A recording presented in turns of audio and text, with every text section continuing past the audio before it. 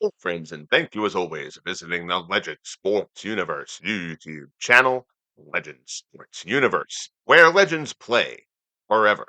The Legend Sports Universe Boxing Federation comes to you live with our second card of the LSUBF Championship Tournaments, and we come to you from Boardwalk Hall in Atlantic City, New Jersey, for a three-bout card number 2 in the LSUBF, and we've got a trio of terrific battles for you tonight.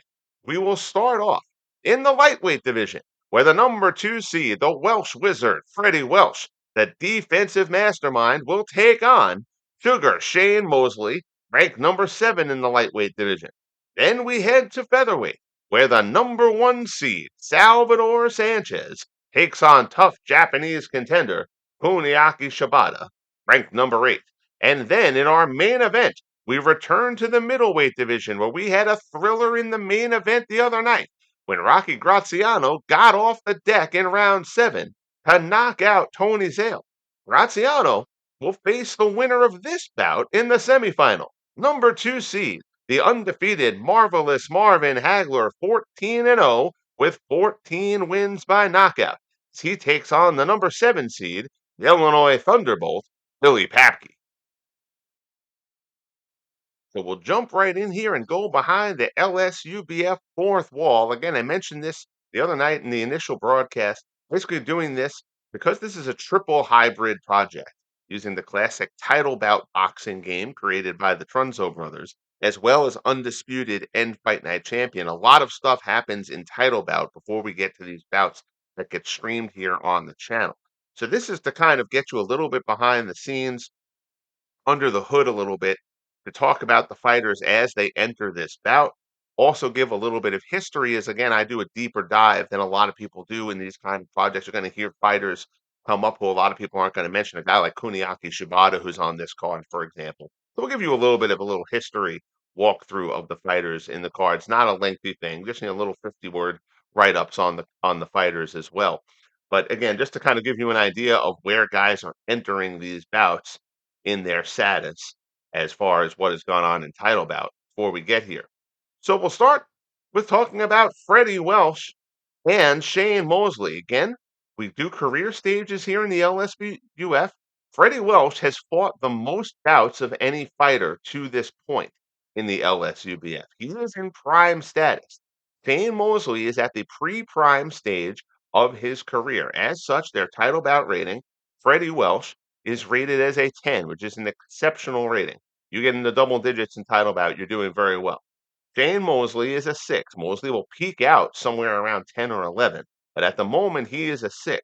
So in our 100 sim advantage, to give you kind of an idea of what the odds are of who's going to win the bout, Freddie Welsh wins 79 in a hypothetical matchup with Shane Mosley, and based on their talents and their skills and their career stage. The career stage does have fairly significant impact. So Welsh enters this one as the favorite to this point in the LSUBF.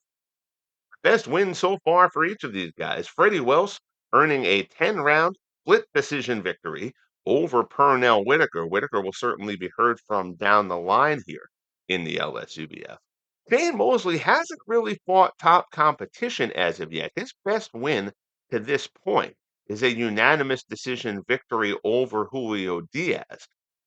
Mosley actually comes into this bout suffering his first loss to Tony Canzaneri his last time out. Canzaneri, the number 4 seed in the lightweight tournament, he's going to have his hands full with the hands of stone Roberto Duran. But for now, Mosley gets to deal with Freddie Welsh. First, we'll take a look our little bio brief on Freddie Welsh. Welsh, known as the Welsh Wizard, was a world lightweight champion from 1914 to 1917, renowned for his defensive mastery and endurance. His most notable wins include defeating Willie Ritchie to claim the title, and victories over Ad Walgast and the great Benny Leonard. Welsh retired with a 73-5-7 record.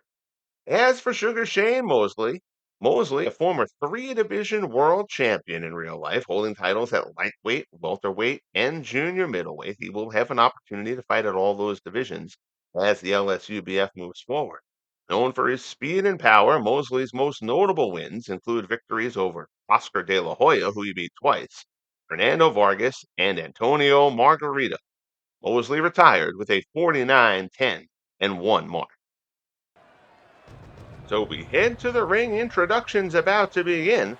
For the fighters here, Freddie Welsh, Shane Mosley. Mosley with an inch-and-a-half height advantage, also has a 2.5 reach advantage.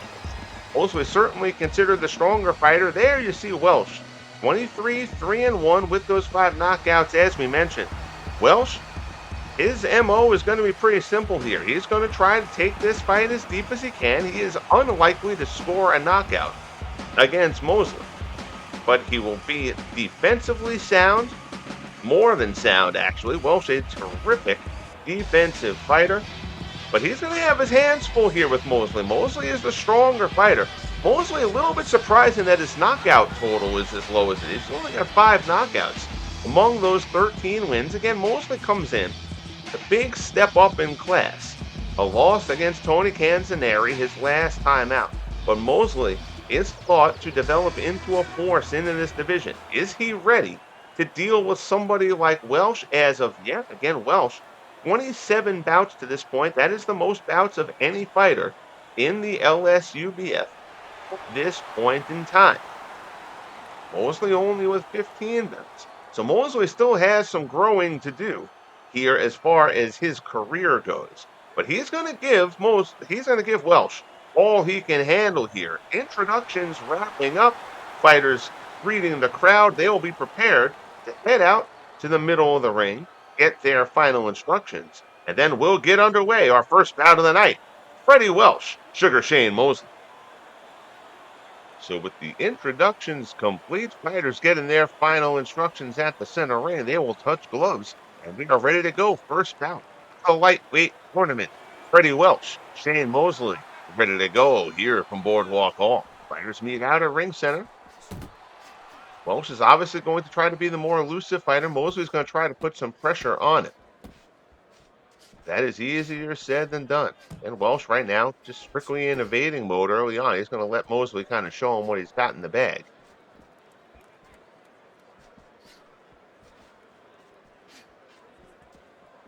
Mosley's been swinging mostly towards the body at this point.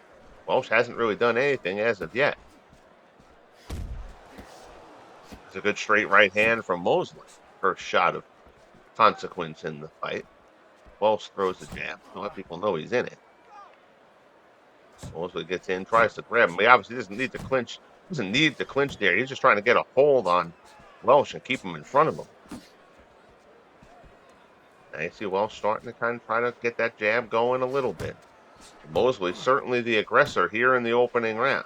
Jab finds a home from Welsh. A little short left hand from Mosley answers that.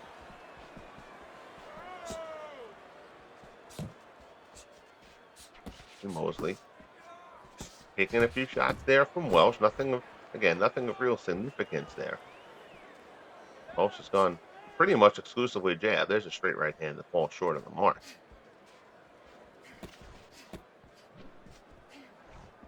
Key here from Mosley is going to try to cut off the ring on Welsh. Welsh is going to move a lot. He's economical. He's very shifty defensively. Mosley, you can just see it visually. Mosley is the stronger fighter. Certainly far more physically imposing than Freddie Welsh. But Mosley can't do any damage if he can't land the punches.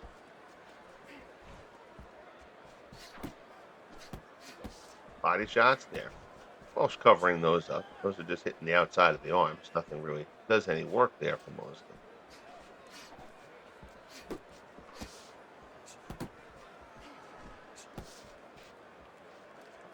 Trying to fire off some jabs to the body. That one sneaks away home to the chest, actually. Not really anything of significance landing here through the first bit of this opening round. Uppercut there from Mosley. Swings and misses.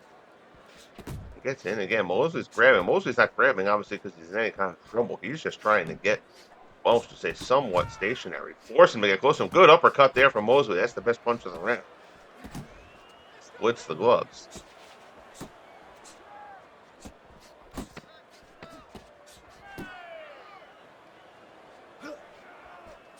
pretty much a feeling out of this opening round. But this is kind of what you're going to see. Mosley's going to try to pressure. Welsh is going to largely be evasive, be economical, as the fighters get their directions from their corners. So when we did the bouts in Undisputed, that time in between rounds really takes the full minute. When you're doing the 3-minute rounds like this kind of cuts off somewhere like 35, 40 seconds. So we'll just kind of we'll let this one play out a little bit between rounds and see how much it drags things. Ring card girls, you will never see that in a boxing game again. As the feminist would be in an uproar. Nobody needs that aggravation as round 2 begins. Mosley, once again, starts out immediately trying to put the pressure there. He tries to get Welsh to the corner. Welsh gets himself out of there pretty quickly, though. But Dance and Mosley's half from the crowd here. Certainly the more entertaining fighter. But Welsh, bit of a crashman. You can see Welsh firing certainly more shots here early in the second round than he did in the first. Trying to find a home for that jab.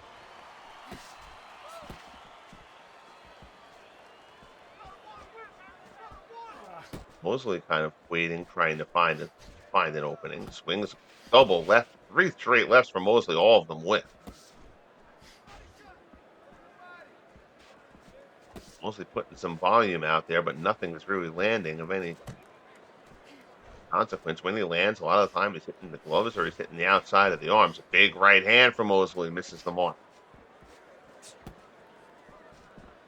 He finally throws his first punch in the last 30 seconds.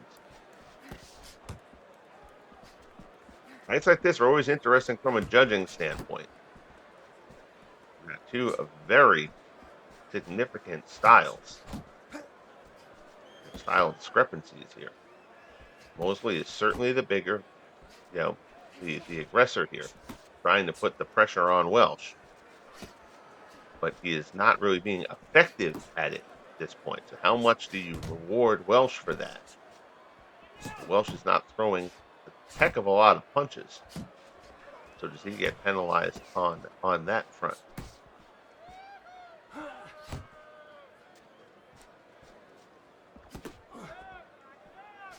Mosley would love to get Welsh over by the ropes. The more this is out in ring center, the more of an advantage Welsh has with his ability to be shifty there. There you see, Mosley's got him by the ropes in the corner. As soon as he feels his back touch the ropes there, Welsh started to circle right, and then there you go. Mosley was able to corner him, but he hasn't really done anything with it. Now Welsh is off the ropes, back out at ring center.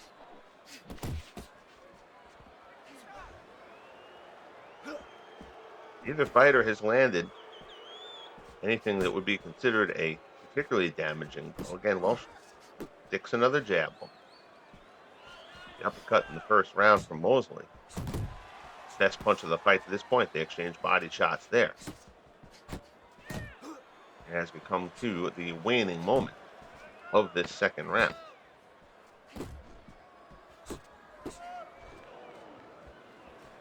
Mosley's connect percentage just way down, though. He is not finding the mark. He is not finding the range. As the uppercut there at the end of the round just misses. That was a winging shot from Mosley. But Welsh, as he has done through much of these first two rounds, able to stay away, avoid the damage. Mosley's corner at this point, just trying to get him to keep on doing what he's doing.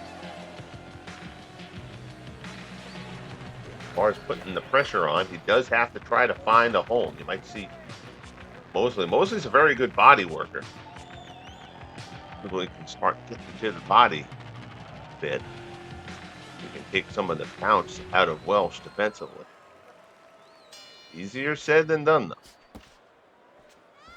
Mosley again starts off round 3 as the aggressor. Welsh has been masterful defensively to this point.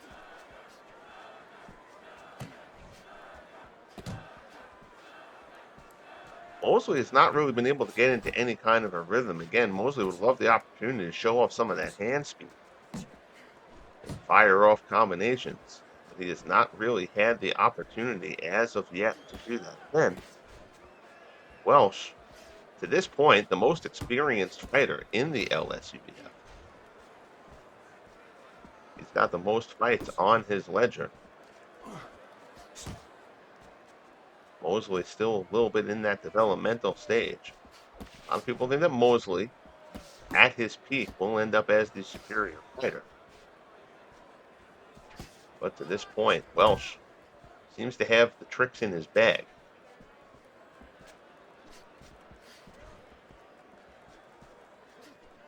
Mosley firing a few shots there with Welsh. Nowhere near him. He felt like he was going to catch Welsh coming in. Welsh stays back. And just Shane Mosley completely off rhythm at this point. Big right hand there, misses. So Welsh is not really doing anything, though, from a damage standpoint. And you wonder if Welsh has to do a bit more. It's fine that he is making Mosley miss. Mosley is not able to find the mark. This fight is kind of going decent uppercut there from Mosley hits. But Welsh is not landing anything of significance. Asking him to win this fight completely defensively, I'm not sure is really in the cards. Again, Mosley there fires off a couple more shots, but he either misses or just hits the gloves. Final minute here of round 3.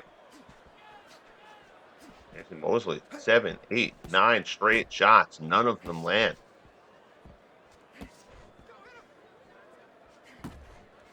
Mosley looking for an opening to the body that's just not there. Again, a defensive masterclass going on from Welsh here.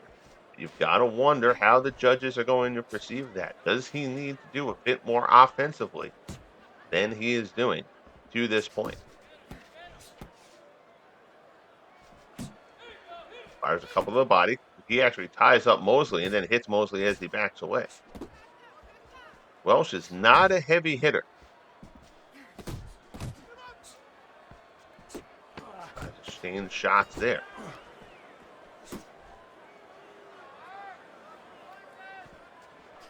Advantage in the eyes of the judges in a fight like this. There's a good right hand. That's Welsh's best punch of the fight as round 3 comes to a close. The advantage that Welsh has here is that if you're watching this fight right now, you're saying it is going the way Freddie Welsh planned for it to go. It is not going the way Shane Mosley intended for it to go. Which isn't necessarily how you're supposed to score a fight. But frequently, that is how judges end up scoring the fight. Sides being spoken to in their corner. We're through 3 here, opening bout of this 3-bout card.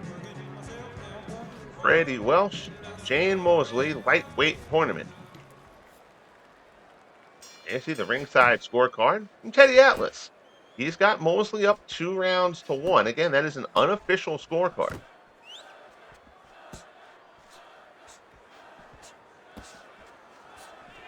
Sure. Teddy's take. Welsh does have to provide some offense to go along with the defensive brilliance to this point. He's landing a fair percentage of what he's throwing. He's just not throwing a heck of a lot. Mosley again trying to get to the body, but you're seeing even when Mosley lands, it's one punch. You're not seeing any of those 3-4 punch combinations that Mosley likes to fire off. Find the mark.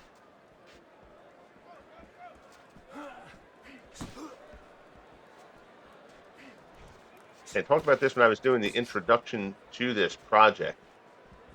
By the nature of the things that Fight Night Champion does well and the things that Undisputed does well, you're going to see kind of different styles of fights on the 2 different cards. You're more technical, you're more defensive-oriented fighters because Undisputed just doesn't handle those guys well. A guy like Welsh's strengths won't translate well in Undisputed. There's a decent body shot there from Welsh. That one hits. So a guy like him, he's always going to fight on a Fight Night Champion card just because you have more control over how the fighters perform in Fight Night Champion than you do with Undisputed.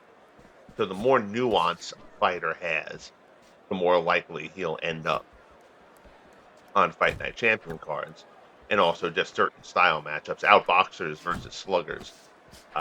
Sluggers always have a huge advantage in Undisputed, so those matchups will happen here in Fight Night Champion as well. Mosley digs one into the body. The first one found there. Now he tries to grab. Welch is able to push him off.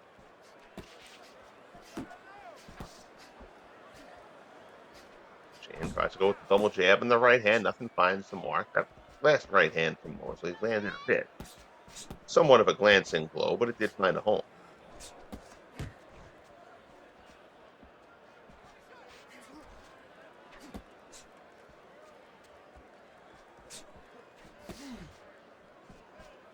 And in there for most of those shots from Welch don't find the mark either. Crowd having a hard time getting into this one, admittedly, even if they expect a good body shot there. That was a decent shot there from Welch. As we get into the final moments here of round number 4. Mosley, right, left, right. Last one of those punches landed a bit. But it's almost as though the crowd having as much of a hard time finding its rhythm as Shane Mosley is to this point. Again, though, through 3 rounds, Teddy Atlas at ringside did have Mosley up 2 rounds to 1.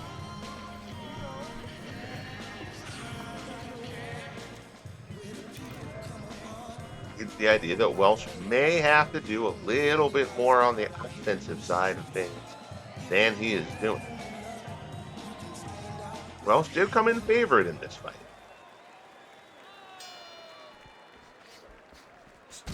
And Mosley far from a finished product. Welch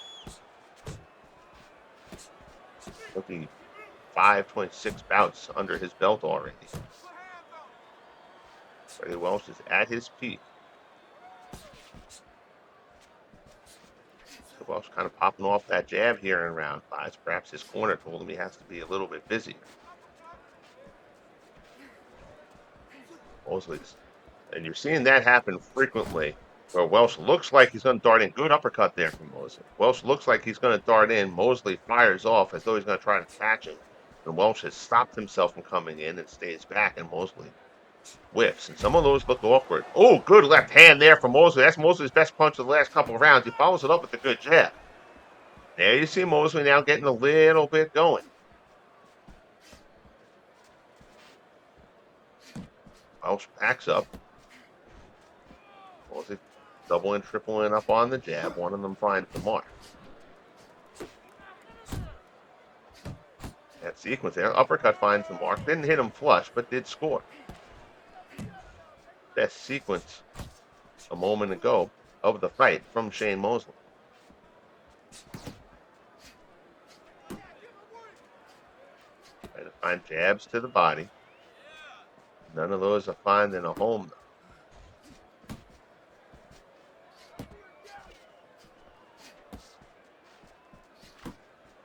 Also going a lot to that jab right now. Right hand there from Welch. Like Mosley partially blocked that blow.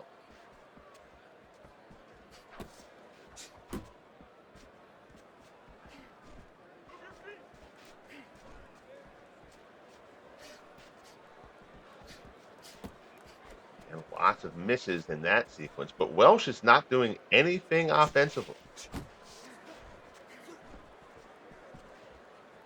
Again, of course, I just call the fights. I don't get any say in scoring. That's a decent body shot there from Welch. Sticks a jab home.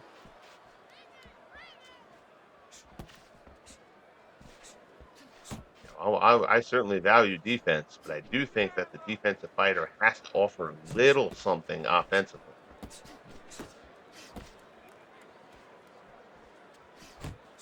Mosley tries to back Welch into the corner, trying to corner that good right hand there from Mosley. Welch backed up against the ropes. Mosley was able to keep him trapped over there for a little bit. Welch gets himself out of there.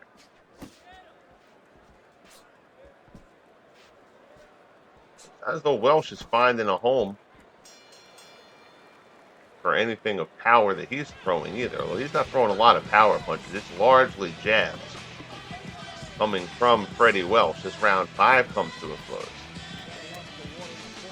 Neither fighter marked up to this point. There just hasn't been a lot of significant contact. Again, in that 5th round, though, and Mosley threw a bunch of punches. He missed an overwhelming majority of them. The best punches of the round were that sequence from Mosley. Welsh didn't really land more than 1 or 2 punches that had any significance. Get ready for round number 6. Freddie Welsh, Shane Mosley. And the opening bout of this 3-bout card. Up next, we see the number 1 seeded featherweight, Salvador Sanchez. He takes on the tough Japanese boxer puncher, Funiaki Shibata. And then later on in the main event, the middleweight division, after the stunning knockout the other night, Rocky Graziano over Tony Zale. We'll find out who faces Graziano in the semifinals of the middleweight tournament as Marvelous Marvin Hagler takes on the Illinois Thunderbolt, Billy Paxton. Here we got a very style contrasting matchup. Freddie Welsh, the Welsh Wizard, and Sugar Shane Mosley.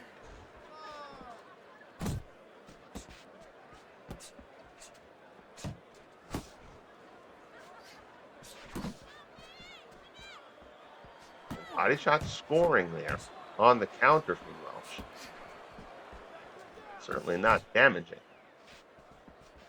Mosley's issue here is also that, the number of punches that he's missing, good right hand there from Welsh, good body shot from Mosley, counters it. Mosley sticks a couple of jabs home to Welsh. So the number of punches that Mosley is missing, misses take more stamina out of a fighter than the punches that he lands. So we're going to see if Mosley starts to get a bit weary as this fight goes on.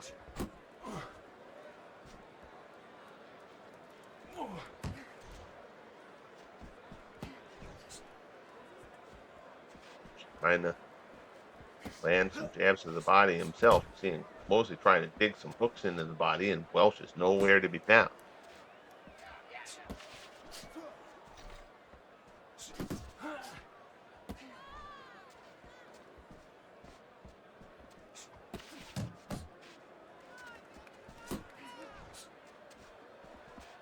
Left there, Welsh winged one missed the mark. Mosley's an interesting character because he's got a lot of speed, he's got a lot of style and flash, but he's not really a great defensive fighter. He's kind of right there to be hit. More of his hand speed than his defense is anything exceptional. He does throw those combinations that kind of get the crowd into a buzz. And he's got some thunder behind them too. He has not been able to get those combinations rolling in this bout with Freddie Welsh. Tries to get a hold of Welsh. Welsh slips away. He won't let him grab. Good body shot there. That's a good shot from Welsh. He caught Mosley coming in with that one. Final moments here of round number 6. Good sequence at the end from Welsh. May have stolen that round for him. Shane Mosley in the corner. Mosley's got a look on his face like he's just a very, very frustrated fighter right now. Mosley's putting the work in, but Welsh has put on a defensive masterclass to this point.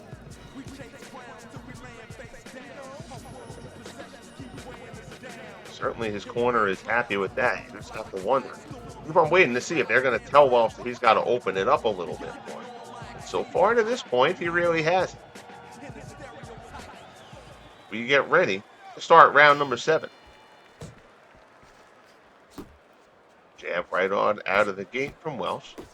Fires the first 4 of the round. I think that's the first time that's happened so far in the fight. You'll see Welsh has thrown a bunch of punches here in the opening moments.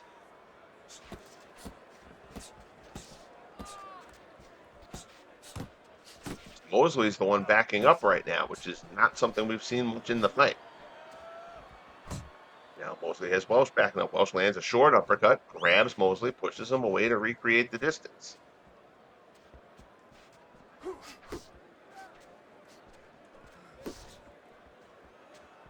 Shot there. Finds a home, not flush. The second one lands to the rib cage. Mosley lands a short uppercut.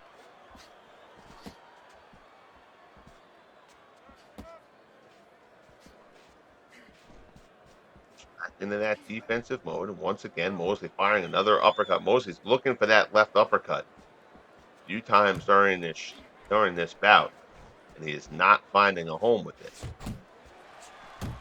He's kind of looked awkward when he's missed. Looks like he's flailing a little bit. Again, one of those things that judges just kind of see. Makes a fighter look as though he is not able to accomplish what he's looking to accomplish.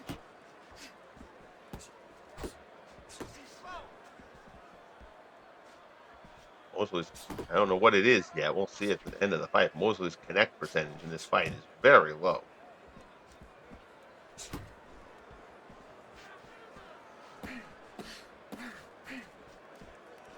Four punches in a row, 4 jabs, fired out there. Nothing finds the home.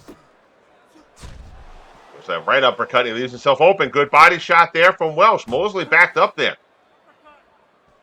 Welsh gets a hold. Mosley pushes him off. Good body shot, though, from Welsh. Momentarily stunned Mosley. Mosley's starting to look a little bit tired. And he has expended a lot of energy. He's thrown probably twice as many punches as Welsh has. And most of them have missed the mark.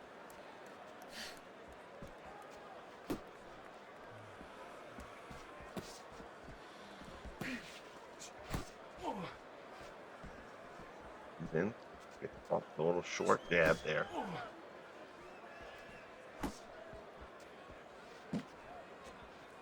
Just a little less snap on those punches from Mosley.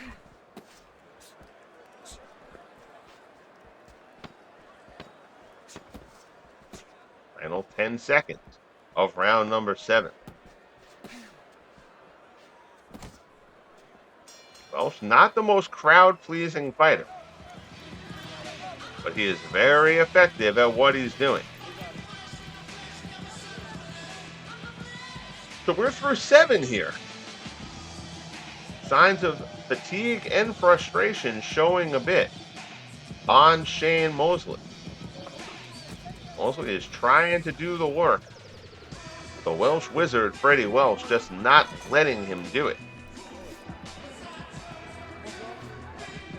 Again, it's such a contrast. We'll see how the judges are leaning in this one.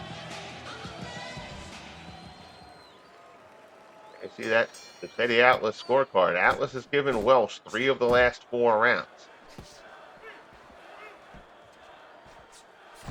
Put Welsh up 2 in the fight.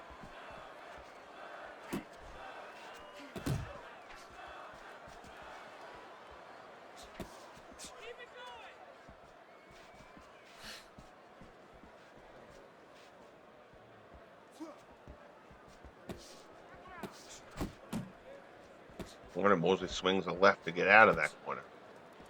Actually, might have seen some of that might have been a little bit glitchy there on the scorecard.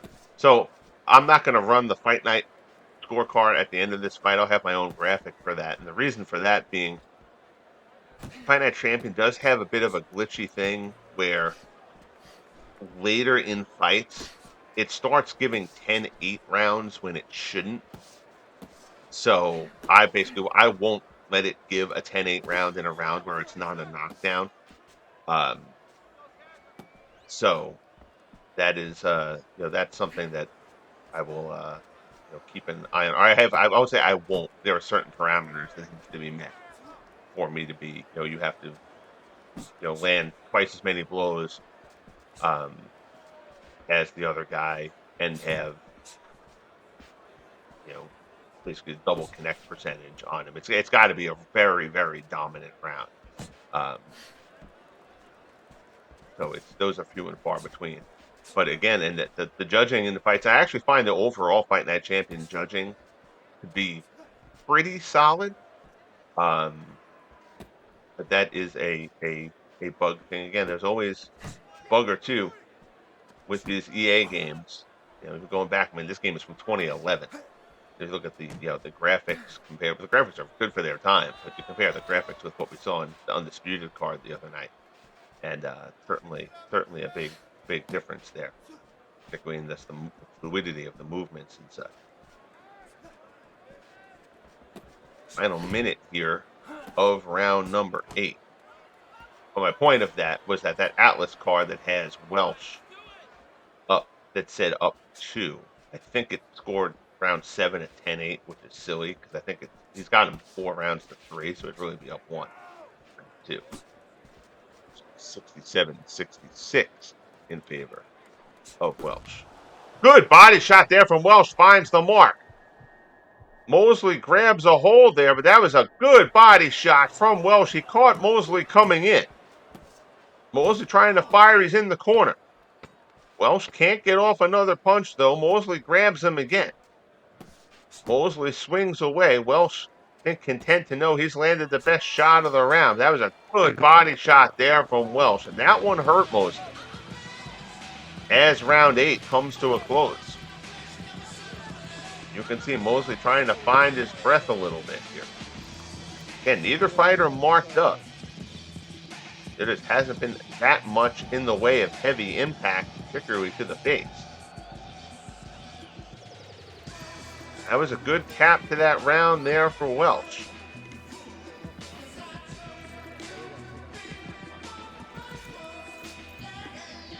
We head to the final 2 rounds of this fight. Again, these quarterfinal matches are 10 rounds. Semifinal matches will be 12. The championship bouts will be 15.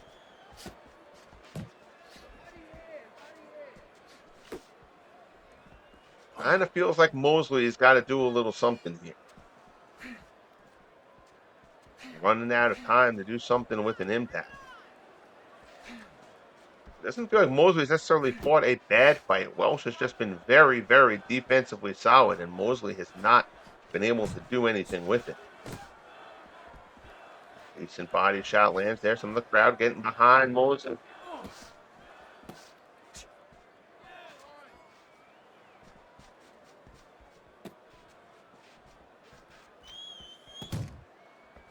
Left to the body from Mosley. Welsh gets out of dodge so fast after Mosley lands anything of significance when he has in the fight. Mosley's just not able to get the combinations rolling. Welsh tries to push Mosley off of him a little bit. Mosley keeps trying to come, keeps trying to grab him, catches him with a left, and Mosley's backpedaling. Mosley backs into the corner. Freddie Welsh comes in, gets a hold. Mosley pushes him off. Good straight double jab to the face, snaps Mosley's head back. Welsh's best combination of the fight. Mosley's in trouble. Body shot puts Mosley down. That double jab rattled Mosley, and this is more a matter of Mosley being gassed, I think. He is just fatigued at this point. He has thrown so many punches that have not been able to find the mark. He's up at 6. Mosley comes roaring out of the corner, but a big knockdown from Freddie Welsh here in round number 9. And now you've got to feel like Shane Mosley probably needs a knockout to win this fight.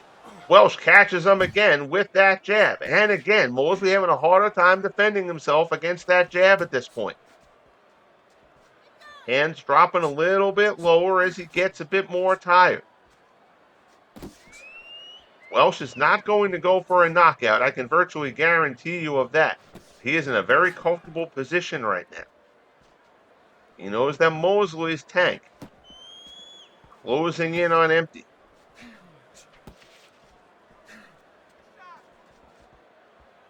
If Welsh's corner is smart, they will make sure to tell him, do not take any risks here. Get out of here with your decision. Because Mosley can turn the tide of this with one punch. It's clear Welsh has gone back to the defensive model. He's comfortable here. He's got a 10-8 round coming his way in round 9. In a fight he was probably ahead, one would think. At least a couple of points. Enter. Final 10 seconds here of round 9. But a fantastic performance to this point. At least if you're a fan of defense from the Welsh Wizard, Freddie Welsh. So Mosley takes the canvas here in the ninth. Again, the double jab certainly did hurt him. That first one of that sequence, there might have even been three in that. The first one of that sequence really caught Mosley right on the button. Snapped his head back, and he had been kind of staggered a little bit earlier on in the round. He had been backed up into that corner, kind of tried to regroup himself, and again, it kind of looked more like Mosley just trying to reset himself, feeling a bit fatigued. So that knockdown again. Welsh, not a huge hitter. A not tired Shane Mosley, I do not think goes down from that seat. Impressive though it was from Welsh. Round 10 opens up. Again, Mosley gotta figure. Needs a knockout to win here. Not sure Shane Mosley has that in the tank at the moment. Fires off a few. Welsh catches him with a little short one. Mosley to the body. Crowd behind Mosley here. He's a fun fighter to watch, but Welsh has taken a lot of what makes Mosley so much fun away from him in this bout. A bit surprised Welsh staying in range as much as he is here in this opening minute of round 10.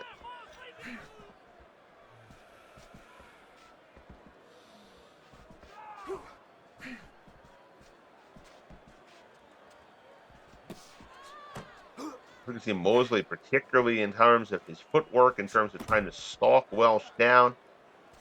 Mosley just does not have much left in the tank at this point in the night. Welsh to the body, then lands a jab.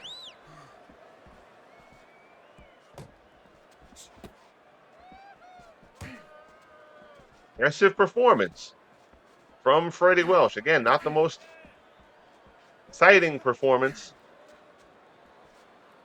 from a fan perspective, but that's not his job. His job is to fight a good tactical fight and get out of there with a W, and it certainly appears as though Freddie Welsh is on his way to doing that. We close in on a minute left in the bout.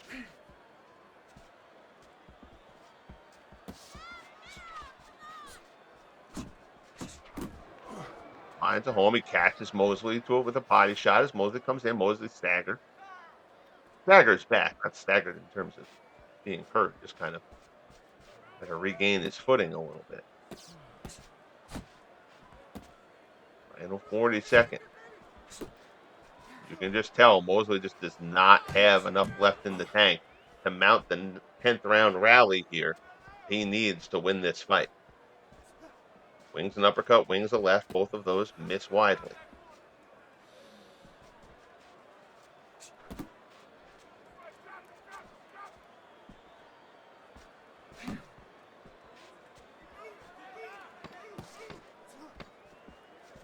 Another combination misses. Welsh catches him with a body shot as he comes in. The bell will sound to end the night. And a terrific technical, tactical performance from Freddie Welsh. And you can see the look on Mosley's face. Mosley knows it. Go up for the final decision. And Freddie Welsh comes out of it with victory. Freddie Welsh is the winner here. Shane Mosley, dejected, just never found his rhythm against the cagey Welsh. Just for your benefit, we'll show you the PA scorecard here quickly.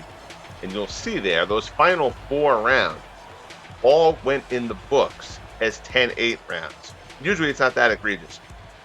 But starting basically in the last 3 or 4 rounds of a fight, in this game, it has a tendency to give 10-8 rounds when it should be a 10-9 round.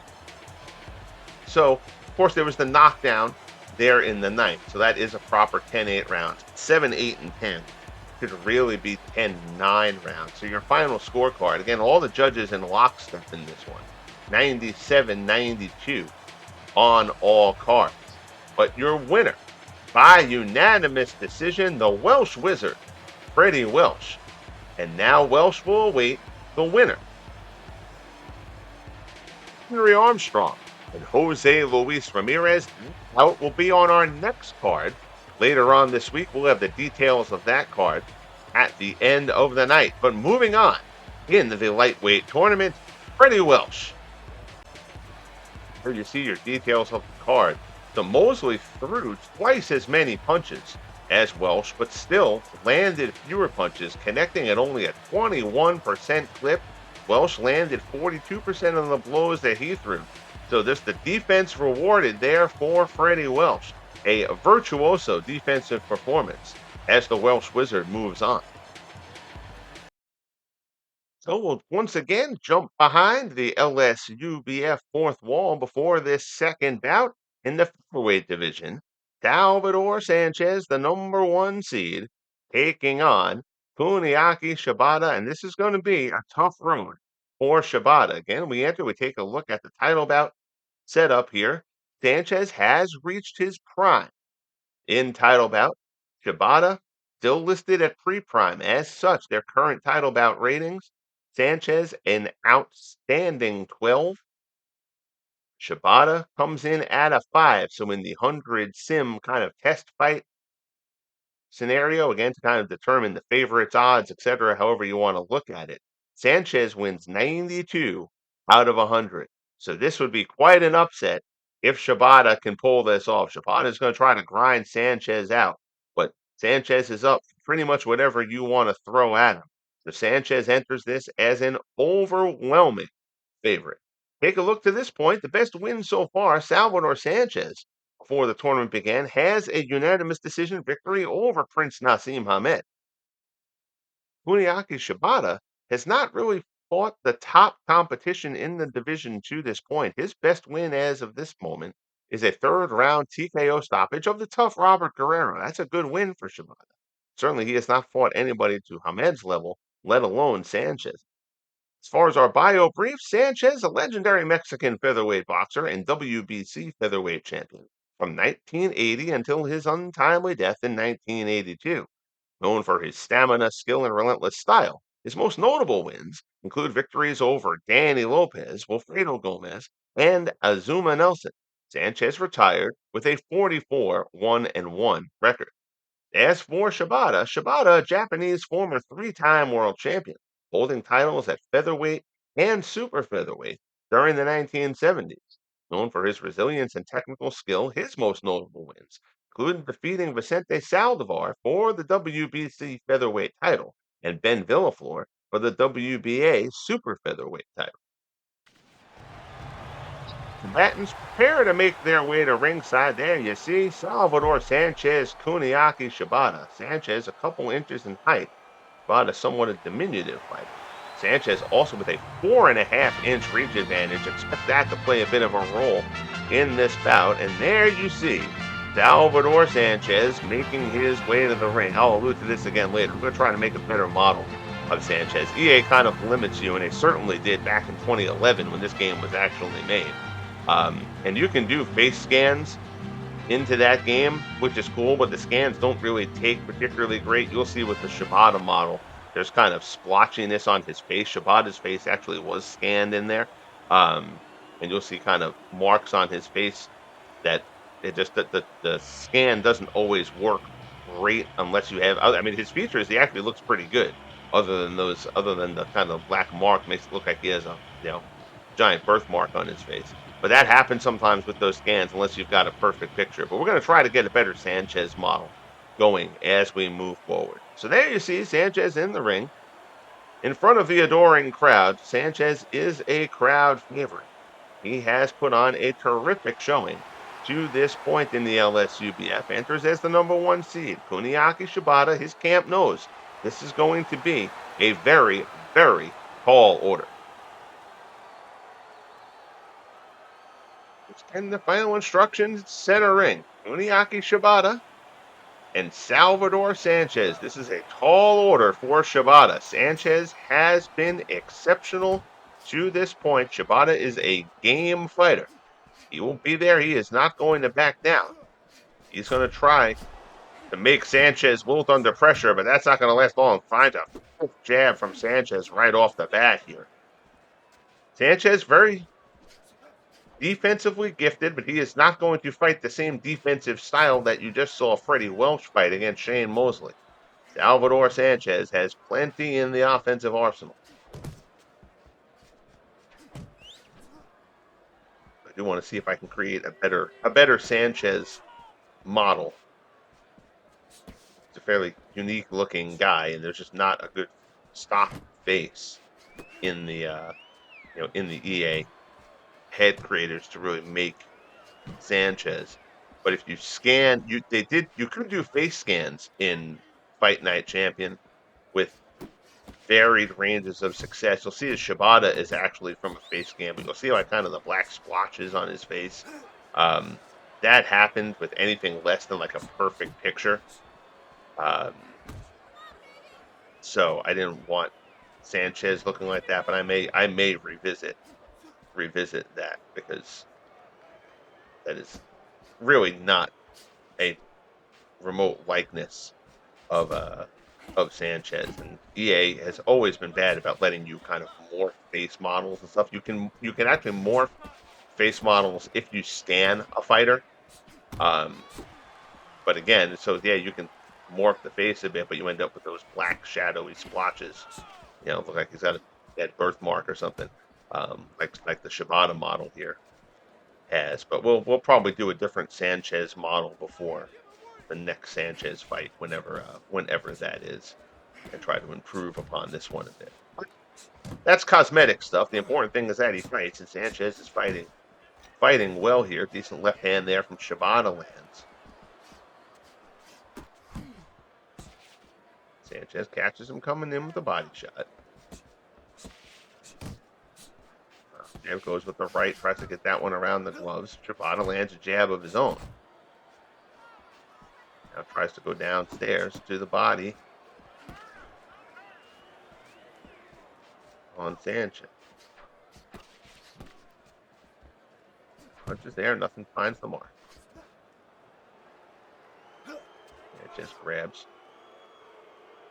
Crowd not liking the clinch. Now Shibata tries to grab Sanchez and just kind of keep him there for the hitting. But Sanchez, again, a defensive fighter, but Sanchez is not going to be hard to find. He's happy to get in there and scrap with you.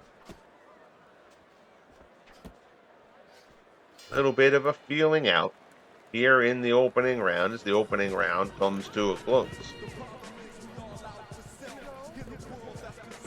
Early on in that round, Sanchez hammered home a few solid jabs. Really were the only punches of impact there in that opening round. So we're inclined to give that first round to Sanchez. You see if that's a good look of the splotches. So that's the kind of thing that happens in the face scan, like the face shape from the picture of Shibata that was scanned. It actually did a good job with the shape.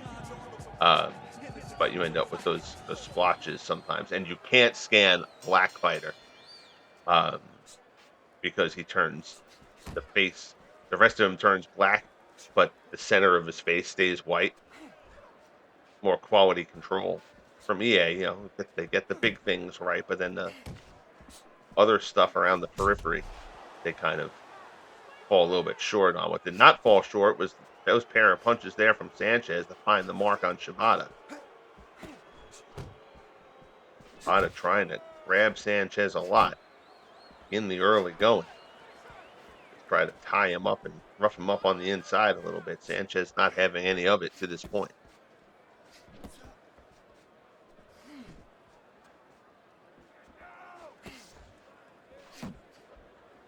A little short uppercut there from Shibata lands inside.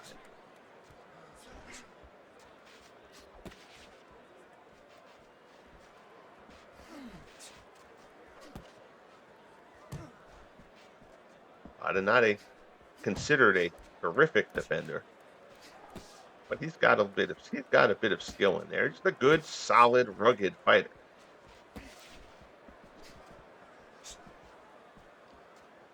Failing wisdom is that he's going to be outclassed here by Sanchez. Right hand there finds the mark.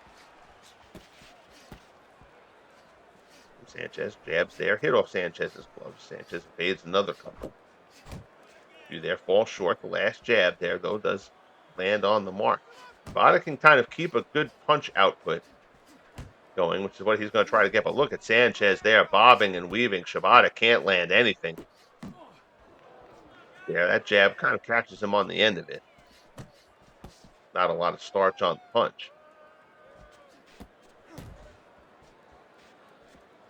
Just digs a hook into the body.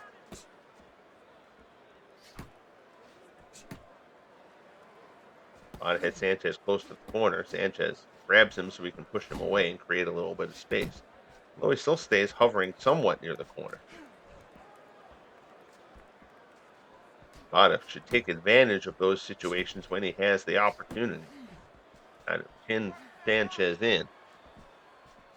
Perhaps work the body a little bit.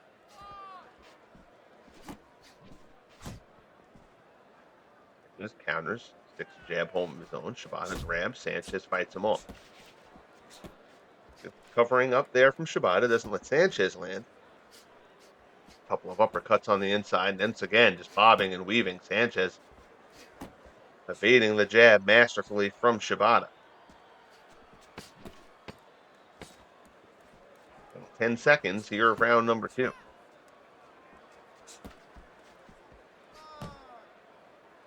Sanchez hasn't really found an offensive rhythm yet, though he's landed a couple of shots in spurts. Right now, it's been more of a keeping Shibata from being able to exert his will situation than it's been Sanchez unleashing anything from his vast arsenal offensively. He's tagged Shibata enough to this point that Shibata knows. Here's a good look again. I mean, Sanchez was, again, a fairly unique looking guy.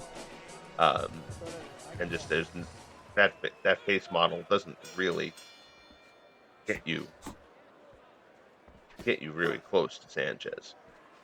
So we'll try to improve upon that before the next time Sanchez fights, which he hopes will be in the semifinal of this tournament.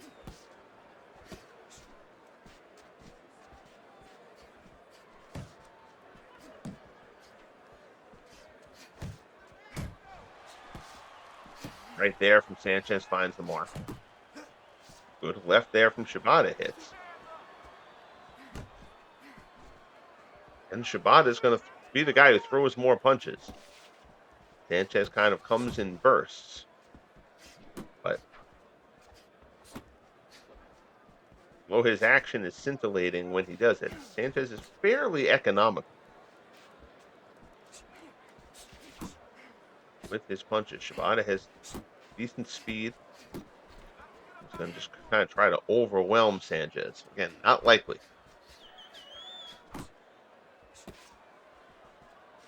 Just tries to work downstairs a bit. Long and lean, Salvador Sanchez.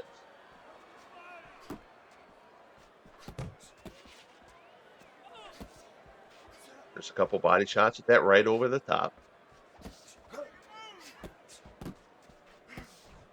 A little left.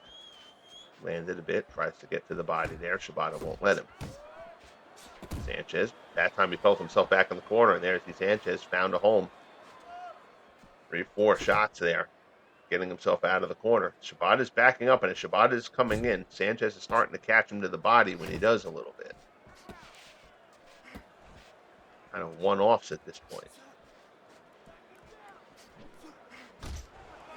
And a good right hand there from Sanchez. Straight right hand. Finds the mark.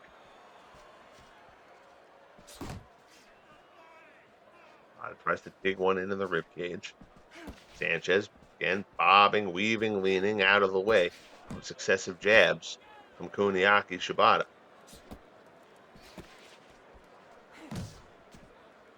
Right hand there gets around the glove to the side of the head.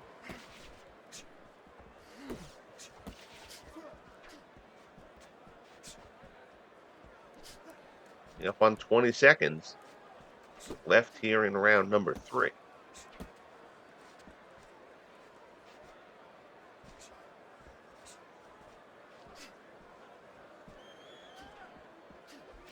They had a very hard time finding the range here in this third round.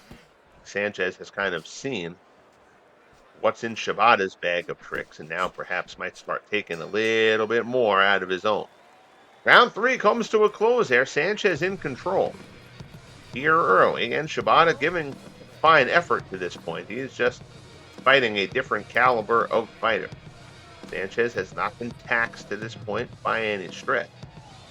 Neither fighter showing any signs of wear or tear, really. Sanchez just kind of in cruise control. Shibata's corner. Probably try to get him to assert himself a little bit more here. I want him to try to get in there and roughhouse Sanchez. There you see our Teddy Atlas ringside scorecard. Sanchez has pitched a shutout through the first 3 rounds.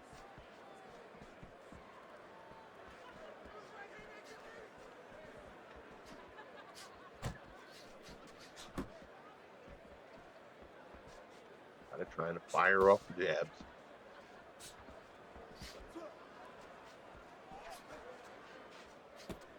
This with the uppercut. Again, Sanchez is moving.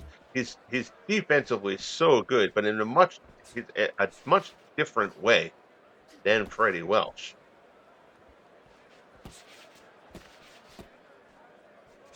Welch's defense in that Mosley fight, he was really keeping his distance.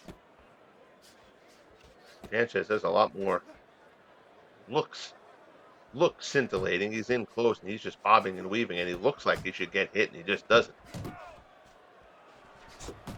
Counters there with a body shot, catches Shibata with a good little uppercut. Good body shot there from Sanchez.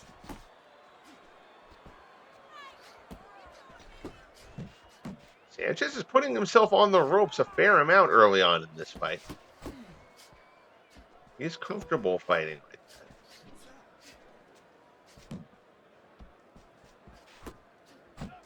Shibata going a little bit more on the jab than he's known for to this point. He's just trying to maybe help himself find a range a little bit on Sanchez.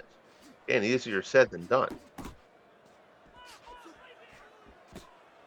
There's a little bit of a short left there. Sanchez gets away from that as well.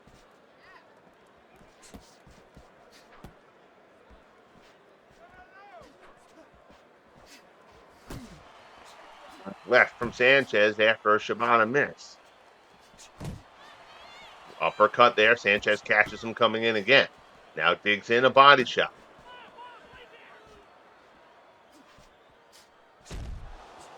Another body shot from Sanchez. Follows it up with a good jab. Again, Sanchez starting to kind of find his range, find his means of getting an attack in there. Shibata not able to find home for anything that he's throwing here in round number 4.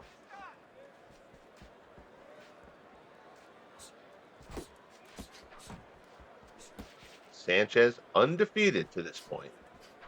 He is the number 1 seed in this featherweight class. Winner of this bout will take on the winner of Azuma Nelson and Young Corbett too on the left side of the bracket. Right side of this featherweight bracket, Antonio Gomez will face Steve Cruz, and Prince Nassim Hamed will take on Benny Bass. The round 4 comes to a close. Sanchez, again, just in full control. At this point, you saw Sanchez start to find a little bit more in the way of hot shots and short little combinations. A little bit more offensively than in those first 3. Sanchez is in complete control. Since Sal in his corner, pretty simple. Keep doing what you're doing. See what Shibata try to pull out of his arsenal here to try to change the tide of this fight. Has to this point been a 4-round sweep, one would have to imagine, for Salvador Sanchez. Jab, uppercut. Combination from Sanchez there out of the gate here in round number 5.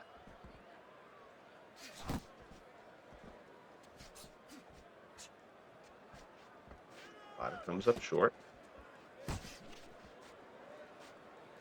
Little body shot there. Finds a home, but Sanchez unfazed by it.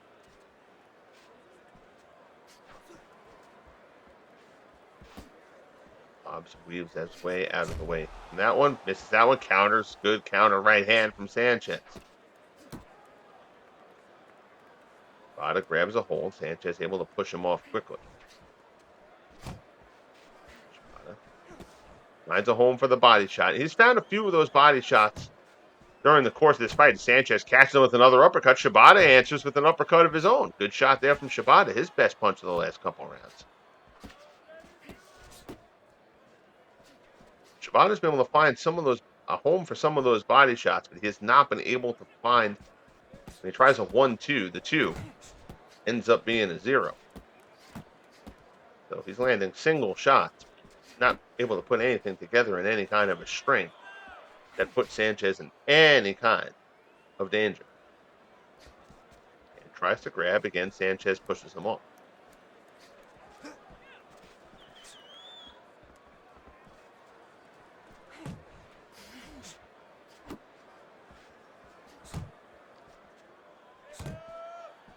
And landed, but without much authority from Sanchez. Same with that uppercut there from Shibata, glancing blow. Right uppercut from Shibata misses. Sanchez digs a body shot. And the Shibata coming up a bit short on the range of those blows.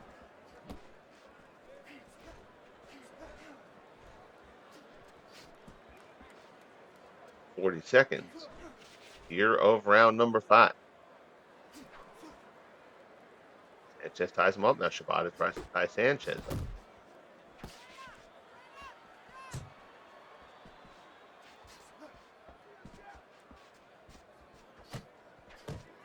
From Shibata, double uppercut, left, right. Both of those found the mark.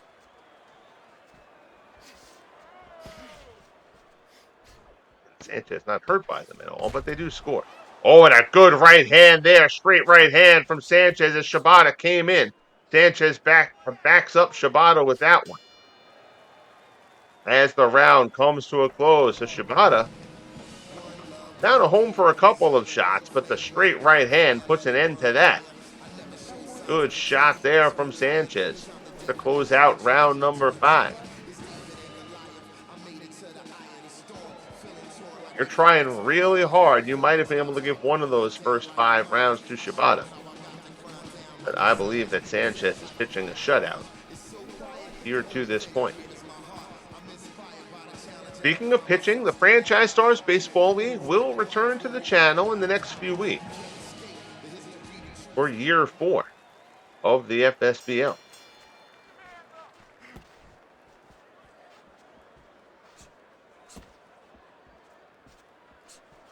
Sanchez firing out of the gate. This is the first time that Sanchez has seemed to come out as the more aggressive fighter. Jab finds the mark, uppercut misses. Shibata hasn't really done anything yet here in these opening moments.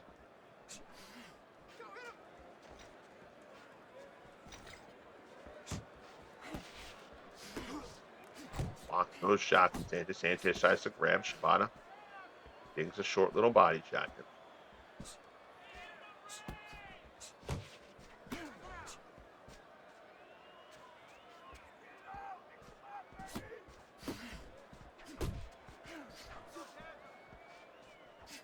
Sanchez misses. Hook from Shibata misses. That right from Sanchez does not miss. Good shot again from Sanchez. Another one finds the mark. Cut from Shibata lands. Follow-up does not. Again, Shibata's just had a very hard time landing punches in succession. He's had a couple of single punches that found their way through with a little bit of zip on them. There, one and done. He does not have the power to one punch stop Sanchez. Sanchez lands a good body shot as Shibata comes in, sends him backing up again. That's the midway point here in round number 6.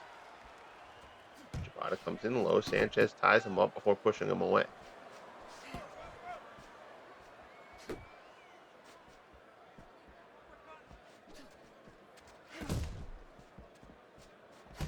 Sanchez digs a hook into the body. A lot of people watching this bracket would love to see Salvador Sanchez Nassim Hamed title fight for the featherweight crown.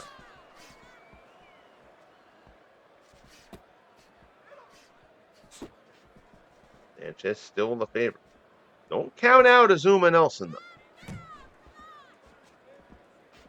Professor is a very, very strong fighter.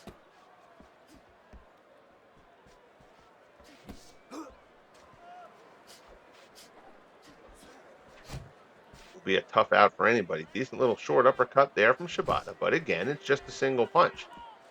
Nothing able to follow it up.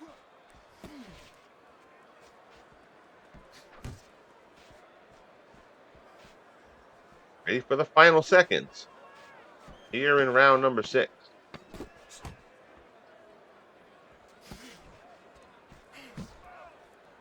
Uppercut. Didn't catch him clean, but it does score for Sanchez as the bell sounds. Respect from these guys. They are both stopping punching right as that bell sounds.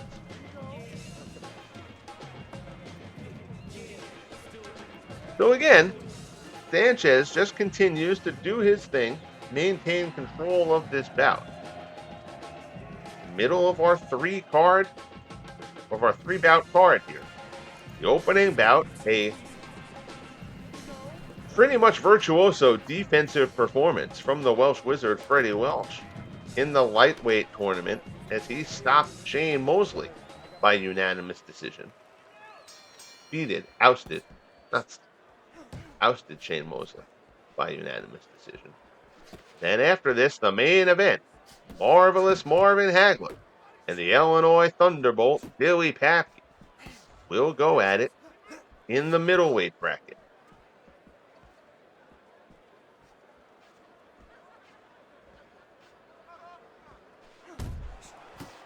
Great right hand from Sanchez here early in round 7, the first meaningful blow of the round. Lands a right hand there. And another right hand from Sanchez.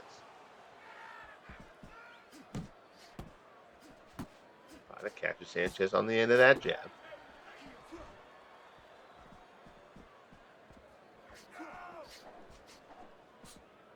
Sanchez not able to close distance on Shibata, not able to close distance on Sanchez as much as he would have liked to in this bout. They can fire off some dogged combinations, work body as he likes to do. Shibata has decent speed, but again, he's going against somebody else who can certainly match him and then some in the speed department in terms of Sanchez, and Sanchez is just a far superior defensive and overall fighter. So it's an uphill climb for Shibata.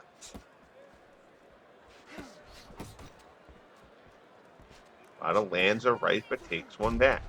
Big uppercut. Sanchez rocks Shibata, puts him back against the ropes. Now Sanchez closes in. Sanchez is going to try to wear Shibata down here in the corner. Shibata covering up well, gets himself out of the trouble there. He seems like he may have weathered the storm, but Sanchez keeps on firing away. But that was certainly the hardest blow of the fight. Sanchez had Shibata racked there for a moment.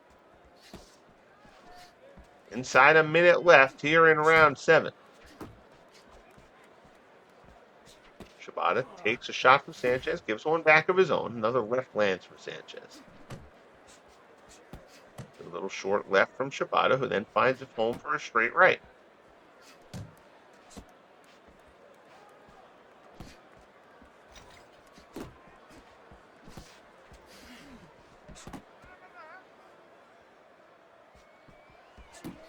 Shibata defended himself well after getting shook there, but Sanchez certainly had him wobbled.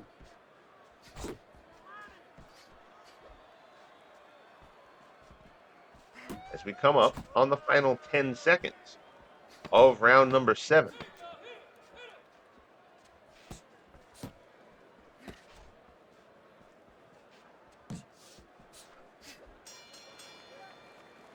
That will close it out. Again, Sanchez certainly had Shibata rocked there in that 7th round. Couldn't put him on the canvas. Sanchez and his corner, no, he is very much in comfortable control of this bout. There's been no point where Shibata has had Sanchez hurt by any stretch. He's landed a few shots here and there, but just Shibata not able to get any kind of a rhythm going. As Sanchez has looked every bit the top seed in this featherweight tournament here tonight. We'll check in with our friend Teddy Atlas at ringside, and Teddy has this one as a shutout to this point for Sanchez. Hard to argue with that. You probably can't find more than one round to possibly go in Shibata's favor, but this has been a clean sweep so far from the great Salvador Sanchez.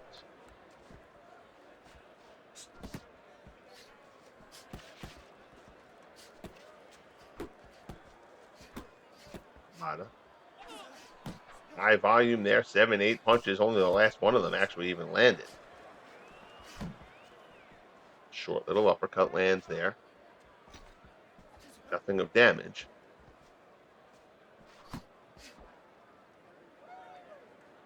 Sanchez not throwing much in the opening 45 seconds. Of course, then he went and he drives one home to the body.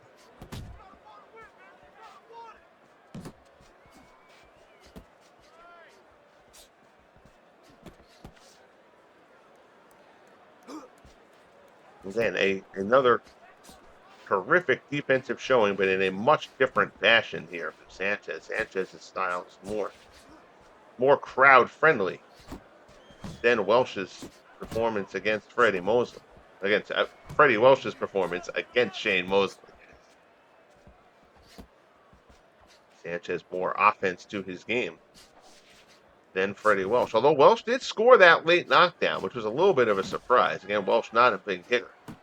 But Mosley at that point had just missed so many punches. Mosley was gassed in that 9th round.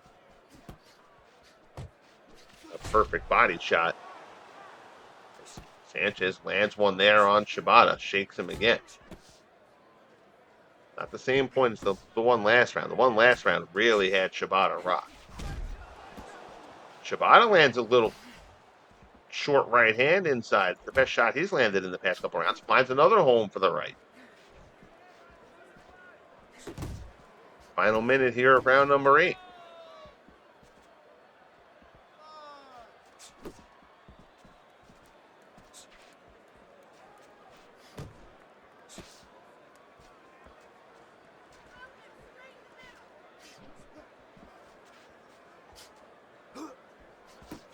Find the range.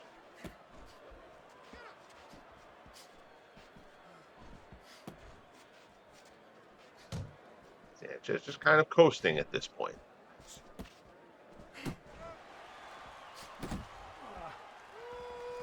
Fighters exchange fairly half-hearted uppercuts as we get to the final 10 seconds of this 8th round. Short little right hand from Sanchez. Lands as the round comes to a close. So again, neither fighter really showing any signs of wear and tear. You can see a little bit of swelling around Shibata's eyes, but nothing really of any significance. Sanchez, fresh as a daisy as he sits in his corner here before round number 9. Certainly Sanchez's corner very pleased with what their fighter has done here this evening.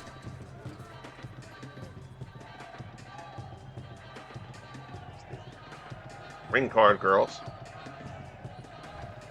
make their way. Round 9 opens up. And jab, jab, jab from Shibata. None of them land. Terrific head and body movement from Salvador Sanchez. Shibata wants to land, just can't. The risk of stating the stunningly obvious.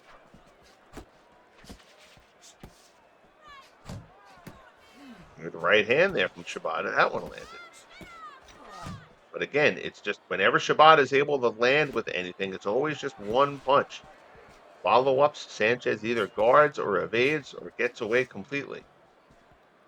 So Shibata has just not had any chance of generating momentum at any point in this fight.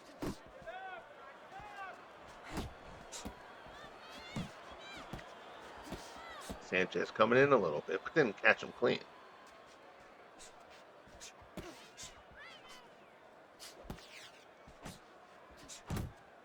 Jab, a little bit of a hook from Sanchez.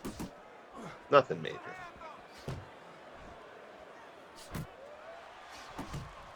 A little jab there from Sanchez.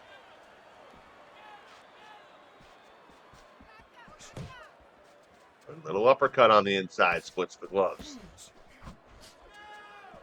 Shibata goes the overhand right, misses the mark, straight right, misses the mark as well.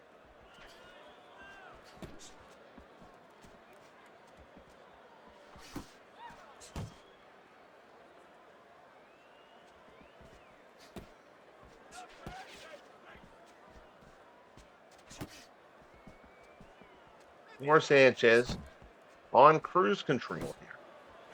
Does not seem to be particularly concerned about trying to finish Shibata off. He'll be very happy to just put a decision in his pocket and advance to the semifinals of this LSUBF featherweight tournament. Again, barring a big change here, Sanchez will move on to advance and take on the winner of Azuma Nelson and Young Corbett 2. Their matchup of the 4-5 seed.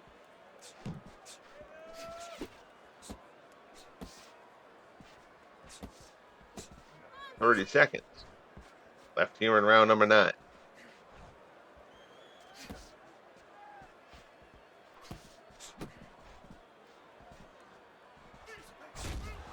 Oh, good right hand there from Sanchez. Shibata rattled but continues to hang in. His credit, Shibata has been able to stay on his feet throughout the fight. Especially as these have gone into the later rounds. Sanchez has rocked him a couple of times. So we'll ready ourselves for round 10. Salvador Sanchez putting on a terrific performance here. Kuniaki Shibata, the 8th seed. He knew, his team knew, and everyone watching knew this would be a tall order for him to come in here and give Sanchez problems. He's been unable to do so. Check in with Teddy Atlas one more time. No, we won't. That's right. Undisputed shows you the ringside card after 9. Champion shows it after 3 and 7.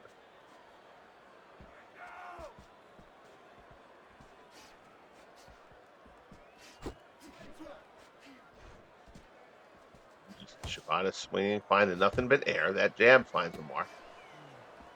It goes down in the body.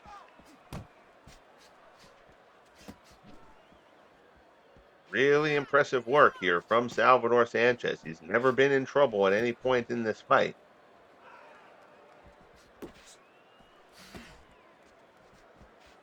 Put Shibata into trouble a couple times. To his credit, Shibata has weathered the storms when he has. Sanchez has also not let it all hang out in terms of going for the finish when he has had Shibata rocked.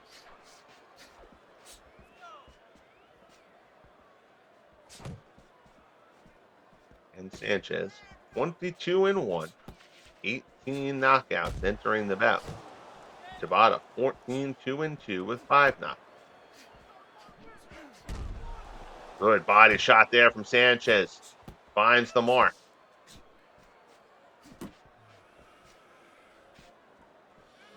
Midway through this 10th and final round.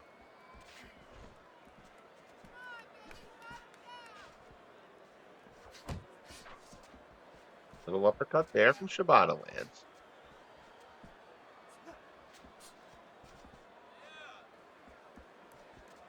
Now almost as though Shibata knows after he lands, if he hangs around too long, he's going to catch something from Sanchez.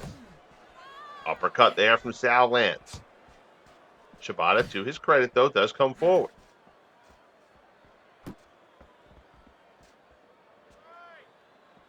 Oh, with some degree of caution. At this point, Shibata getting out of this without a decision, without a knockout, falling by decision would certainly be a better showing than some people thought. Some people thought that Sanchez would eventually wear him down and get him out of there, but Shibata, it appears, is going to make it to the final bell here against Sanchez. 20 seconds remaining in the bout.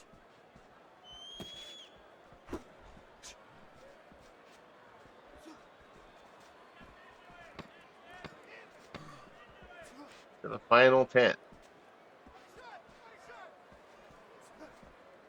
Sanchez, no need to throw. Now it goes to a couple body shots, and that gets us to the end of the fight. So, barring a massive payoff, Salvador Sanchez will move on here in the featherweight tournament to the semifinal. And he does. A unanimous decision victory for Salvador Sanchez. Shibata can only look on, realizing he was taken down by a simply superior fighter. So Sanchez pitches the shutout 100-90 on all three cards. Not really anything you could argue about there. Guess if you'd wanted to be generous, you may have been able to find a round for Shibata somewhere in that sequence. This was just a dominating performance from a terrific fighter. Salvador Sanchez, the number 1 seed, moves on in the featherweight tournament. Quick look here at our punch stats there. You see Sanchez landing 36% of his blows, compared with 24 for Shibata. Muniaki Shibata throwing roughly 300 more punches in the bout that Sanchez, landing less than 10 more, 36% to 24. Sanchez connect percentage there, and again, just a terrific performance, a shutout performance from Salvador Sanchez. So with that, we take our third and final trip behind the LSUBF fourth wall before this main event. Marvin Hagler, Louis Papke, you'll see there, both fighters in the pre-prime stage of their careers. Their title bout ratings, Hagler currently a 9. He will peak at a 14, which is a terrific, terrific mark. Billy Papke currently sits at a 7. In the 100 sim test fights, Hagler wins 84. So Hagler comes in here as a pretty significant favorite. Papke's going to give him a challenge, but Hagler certainly, rightfully, favored here, 14-0, 14 knockouts. His best win to this point, a 10th round TKO stoppage of Carlos Monzon. Again, Hagler and Monzon, along with Gennady Golovkin, expected to be the class of this division from the jump here in the LSUBF. Billy Papke has a few notable wins on his mark to this point, too. Perhaps the best one, a grinded out unanimous decision, 10-round victory over Dick Tiger. Bio briefs, marvelous Marvin Hagler, an iconic American middleweight boxer and the undisputed middleweight champion from 1980 to 1987. Renowned for his southpaw stance, durability, and power. His most notable wins include victories over Thomas Hearns, Roberto Duran, and John the Beast Mugabe. Hagler retired with an outstanding 62-3-2 record. Louis Papke, nicknamed the Illinois Thunderbolt, was an American middleweight boxer and world middleweight champion in 1908. Known for his aggressive style and punching power, his most notable win came against Stanley Ketchel, where he won the title in a 4th round knockout. Papke retired with a record of 36-11-5. So with that, we will head up to the ring. Fighters ready to make their way to the ring here for the final bout on the card. Billy Papke an inch advantage there in height, but Hagler a significant advantage in reach. Expect that to be a significant factor in this fight. Hagler will try to keep Papke on the end of that until he decides that he wants to come in and bang it out on the inside of it. Now again, Hagler A lot of people think of Hagler as a slugger, largely based on, in real life, the Thomas Hearns fight. But Hagler was a lot more technical than I think a lot of people remember him as. Billy Papke, though, Papke is not going to go quietly into the night. Again, he enters as the underdog, and rightly so. Papke's got a little bit of pop. He can take a very good punch. He is going to stand there in front of Hagler, and he will grind it out along with him. So we should have a pretty good contest here. There you see again, Hagler, 14-0, 14 wins by way of knockout. Another crowd favorite here, following up the great Salvador Sanchez. Out getting to see some of the top names here in the LSUBF. And again, Papke, a fine fighter in his own right, 14-2 with 11 knockouts. Hagler and Papke get to the center of the ring and get this going. Fighters meet at center ring for our main event. Billy Papke, Marvin Hagler. Should be a good one. Papke, a very solid technical fighter. He's not going to be a walkthrough here for Hagler, but Hagler, technical in his own right with added aggression and power. So Papke is the underdog here. It's Papke who starts off firing, though. Hagler tries to go to the body with the jab, misses. Good uppercut there from Papke. Papke hits Hagler, ties him up momentarily. Gets back out. Tries to pound home, lands another right. So a good start here for Billy Papke. Marvin Hagler not doing much here in these first 30 seconds of the bout. Hagler slips, lands a short left. Papke trying to grind down to the body on Hagler. Marvin, just an absolute tank of a man. There is not an ounce of fat on Marvin Hagler. You are going to have to batter him heavily to hurt him. I see Hagler starting to get some punches going. And a natural righty who fights as a southpaw. Hagler's jab has a lot of pop on it. It's the left that catches Papke as he leans in a little.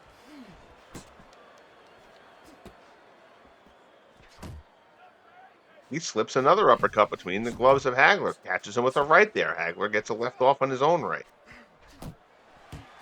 Another left from Papke on the uppercut land. So Papke finding some holes in Hagler's guard here early on. Hagler lands a straight left hand there. Hagler can be hit. He's a solid defensive fighter, but Hagler has no problem taking a shot to give a shot. Usually he comes out on the better end of that exchange. Oh, good right hand there from Hagler. That one found the mark. Sticks him with a straight left hand. Now Hagler trying to find the range a little bit in the final minute of the round.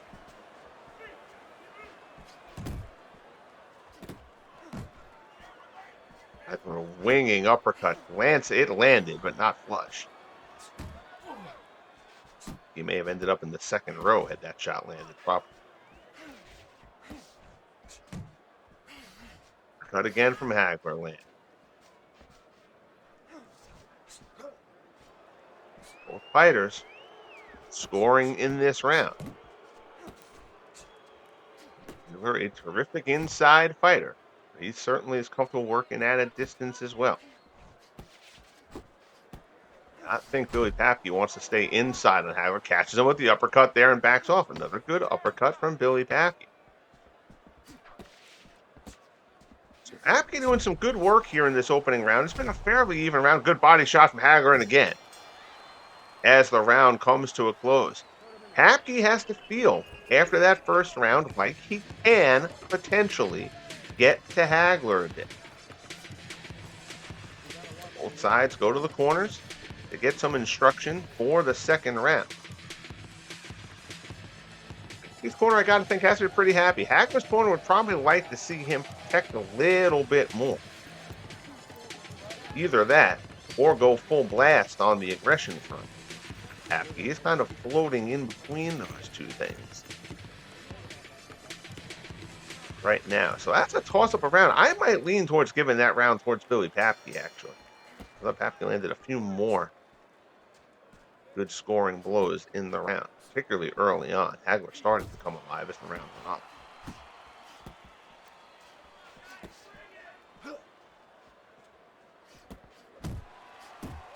Right hand there, now tries to follow it up with the jab. Jab was largely blocked. What jabs there do land again. Again, not catching Hagler flush, but enough to score. Again, Pappy pawing that jab out there a bit, trying to keep Hagler on the end of it.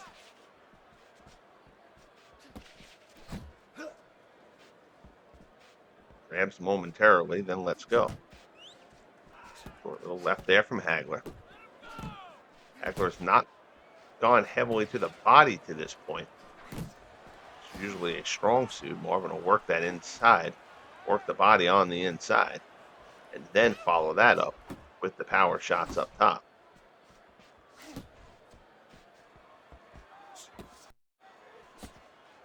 Work the body there.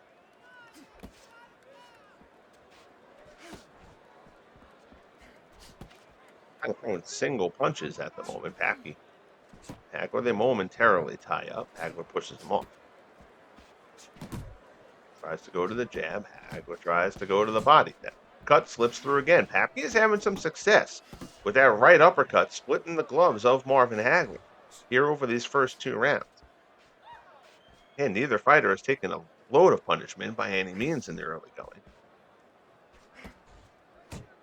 That uppercut has looked solid for Pappy to this point. Good short right hand there from Hagler. That one found the mark. And that winging left uppercut misses, and the right misses as well. Left lands, Pappy goes high and low. But Billy Pappy acquitting himself well here over these first two rounds. And Hagler has gotten better in each round as it's gone on, but he's had slow starts to each of the first two.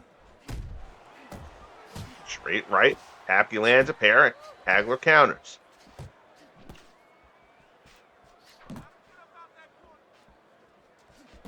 Pappy is kind of directing the action right now. Good short left from Hagler, and he follows it up with an uppercut. Good two-punch combo there from Hagler.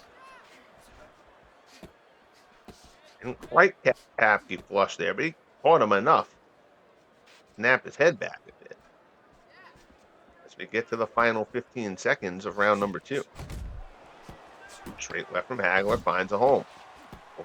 Exchange there, Hagler got the better of that one. Both fighters landed. Again with the short left, Hagler starting to find range a little bit. Lands a body shot as the round comes to a close. So another tight round to score. I said I gave the first one to Pappy. That one was tight as well. I think if one way or another, you're probably sitting there at 1-1 through these first two rounds. Hagler's corner a little bit more demonstrative here before round three. Particularly about the slow start to the round.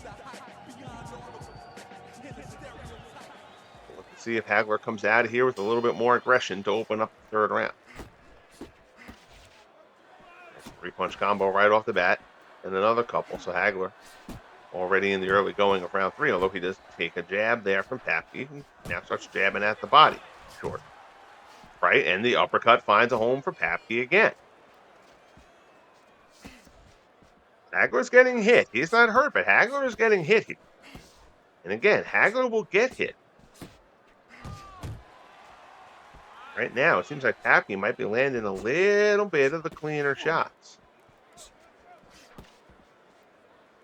Pappy can get himself to a points advantage early on in this fight.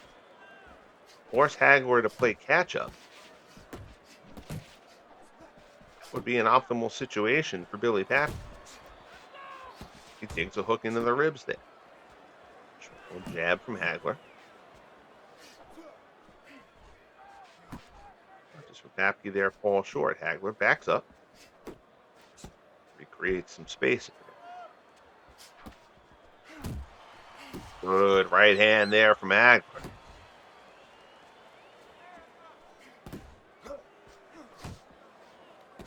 And that's an exchange on the inside. And the only blow of those that really landed was Papke's. Misses there with the uppercut or glance. It may have made contact, but not much. Straight right hand from Papke. Billy Papke doing a very commendable job here in these first 3 rounds.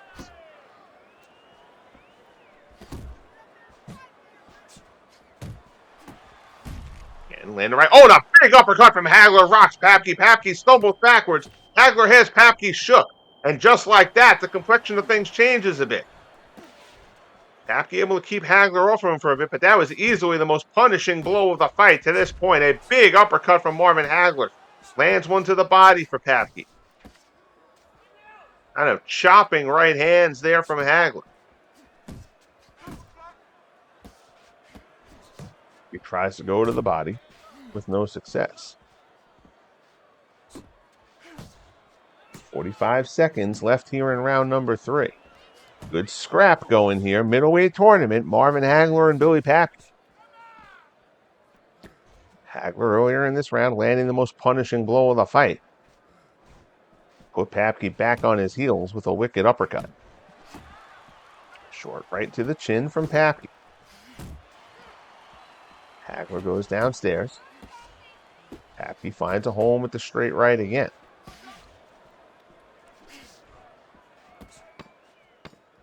Final 10 seconds of round number 3. Matching body shots all to the outside of the arms from both fighters. So round 3 comes to a close. You can see a little bit of swelling around the eye of Marvin Hagler. Nothing terrible by any stretch. Again, a fairly even round. My guess is that the big shot from Hagler might have put that 3rd round in Hagler's ledger. But so far, Billy Papke is doing a very admirable job of hanging in there with the marvelous one as we get ready to start round number 4. Friend Teddy Atlas at ringside agrees. That's funny. Now, Teddy actually gave Papke the 3rd round, but gave Hagler the 2nd. So he gave Hagler both the 1st and the 2nd rounds. I kind of assumed there would be a split there. They were both pretty even rounds. But despite the biggest shot of the fight so far from Hagler landing in the 3rd, our friend Teddy Atlas at ringside thought Papke had the best of round number 3. Hagler being a little bit more economical than expected with the punches to this point. Again, he gets kind of perceived as a slugger. But Hagler a bit more closer to boxer puncher than that. Good right hand from Papke. Hagler can kind of fight whichever way you want him to fight. Good straight left there.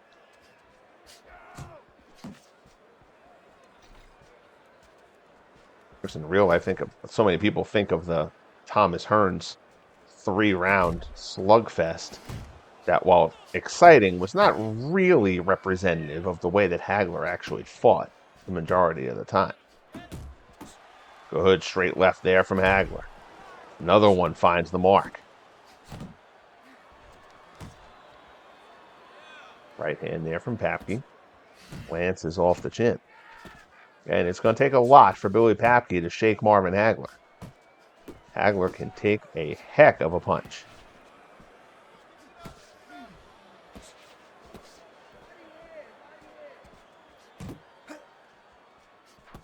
Just come together, like a possible clash of heads there. But nobody seems any the worse for wear. Up on 1:10 left in round number 4. Hagler doing a good job of blocking. Marvin not showing a ton of head movement. He basically tries to block the shots, pick them off. Good uppercut there from Hagler. Papke backs up again. Not with the same devastation as the punch in round 3, but certainly stopped Papke in his tracks. Hagler winging away with that shot a couple of times now. Good defending there from Papke. Try to get himself a little bit more composed.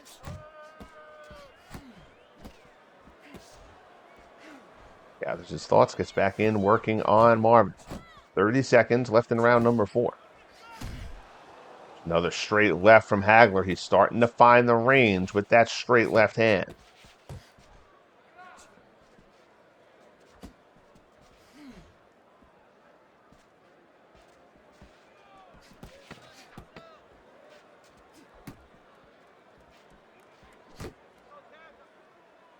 Having a little bit harder time breaking through here in round number 4. Both fighters a little bit out of range of each other on the straights there as round 4 comes to a close. I would be inclined to give that round to Marvin Hagler. I would have Hagler up 3-1 at this point, but they've all been competitive rounds. If somebody has it 2-2, I would not be shocked.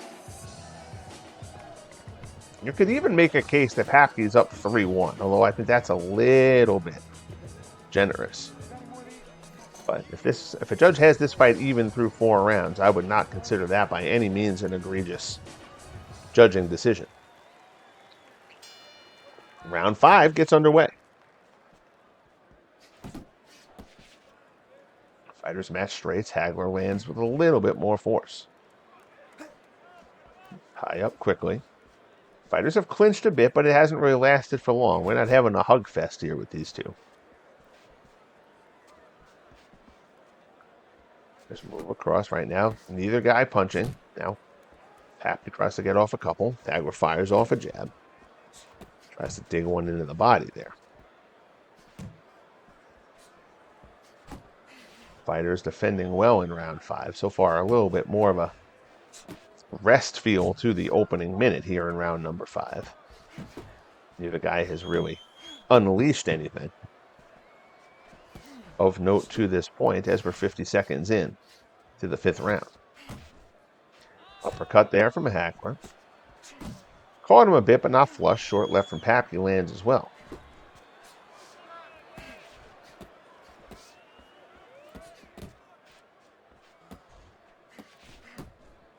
Body shot there from Hagler. Pappy largely able to block that. So neither fighter really finding a way through.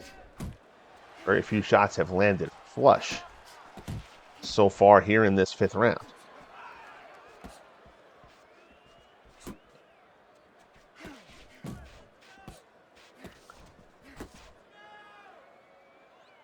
Fighters tie up. Hagler wants no part of that, though. Hagler pushes Papke off quick, and that's the thing. Hagler is stronger than Papke is, and Papke is well aware of that. You argue that Hagler has not done enough to try to utilize his strength advantage to his advantage to this point in the bout. Nice shot there, lands as we get to the minute point left in round number 5.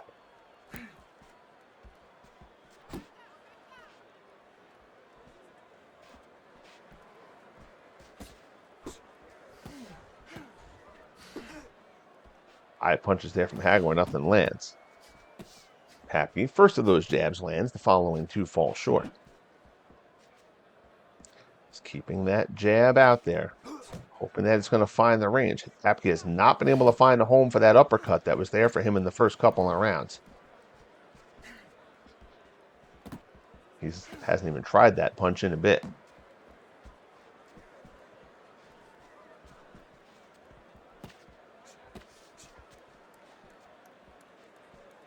Coming up on 10 seconds left in the 5th as we approach the midway point of the fight.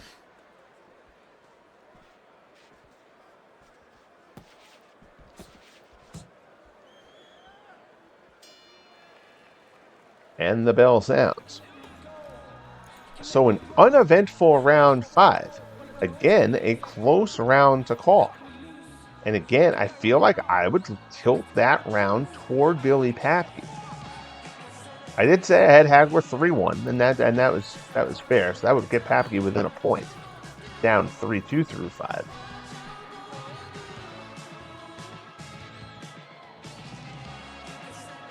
The real concern from Papke's standpoint is they do not believe that Papke can hurt Marvin Hagler. He can score against him. He can pick up points on Hagler. But can he hurt him? Most people don't think he can. There's a good straight left from Hagler. Hagler's already shown he can hurt Papke. He rattled him badly back in the 3rd. Papke lands a decent body shot there. Straight left from Hagler lands. The follow-up left does not.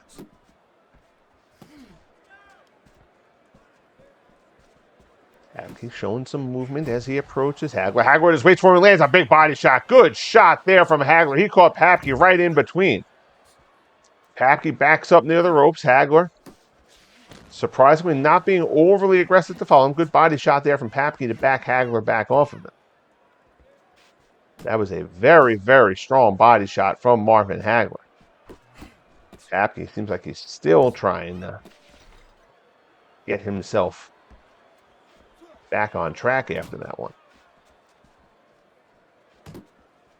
Hagler trying to corner Papke in the corner. It would be a mistake for Papke to let him.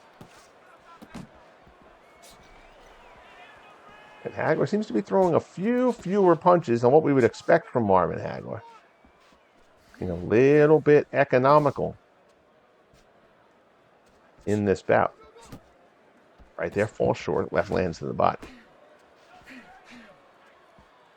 Again, the round where just, both guys have landed shots here or there, but nothing of heavy artillery. Shot from Hagler, being the heaviest shot of the round, probably pushes this round in his favor. Again, technically, that's not exactly how the judging should go, but it's how judging tends to go.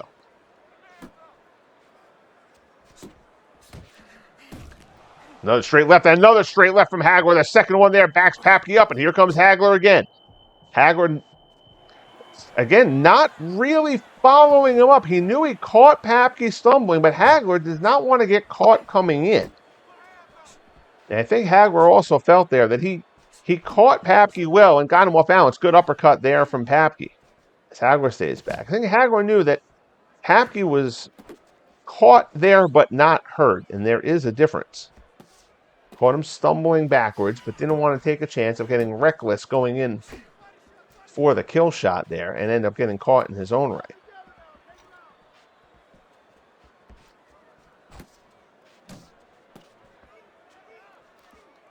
It's starting to feel now. We're getting a little bit of consistency to the fight here in round 6. They're largely even rounds, but Hagler is landing the best few shots of each round. So you could end up with a fight that's pretty even. Papke seems a little wobbly there as he makes his way back to his corner after the 6th. And you could end up with a fight that on the whole has been pretty evenly contested, but on the scorecards leans heavily towards Marvin Hagler here. And just because there has not been a round yet where Papke, other than arguably the first, honestly, where Papke has landed the best shots of the round. If you're not going to land the best shots of the round, then you really kind of have to clearly win it from a point standpoint. And I'm not sure that is going Billy Papke's way. So round 7 opens up. Papke's plenty of energy. He's firing away to open up the round. You see he's punching while backing up. Papke's put himself into the corner. Hagler's really just protecting, though. Good little short right hand. Hagler operating much more on the boxer side of boxer-puncher than puncher so far in this bout.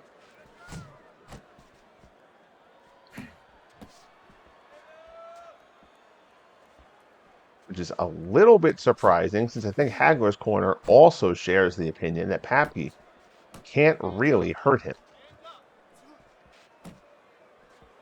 Short right hand lands there from Papke, goes down in the body. Hagler picks off that uppercut with the gloves. Papke's punch is falling short. Minute into the round, a little more than that. Here in the 7th of our main event, Marvin Hagler, Billy Papke. It has been a good scrap so far. Papke needs something of impact. He needs to do something to rattle Hagler's cage, and I'm not sure that that is in Billy Papke's bag. Hagler has not left himself open for many mistakes.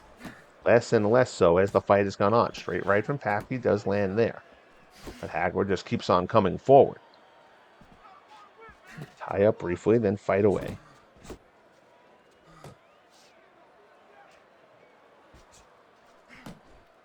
Good right hand there from Hagler. There's that uppercut that Papke was finding a spot for in the first couple of rounds. Hagler has woken up to that one. Papke hasn't landed one of those shots in a few rounds. Does stick a jab home there. Fighters exchange right hands.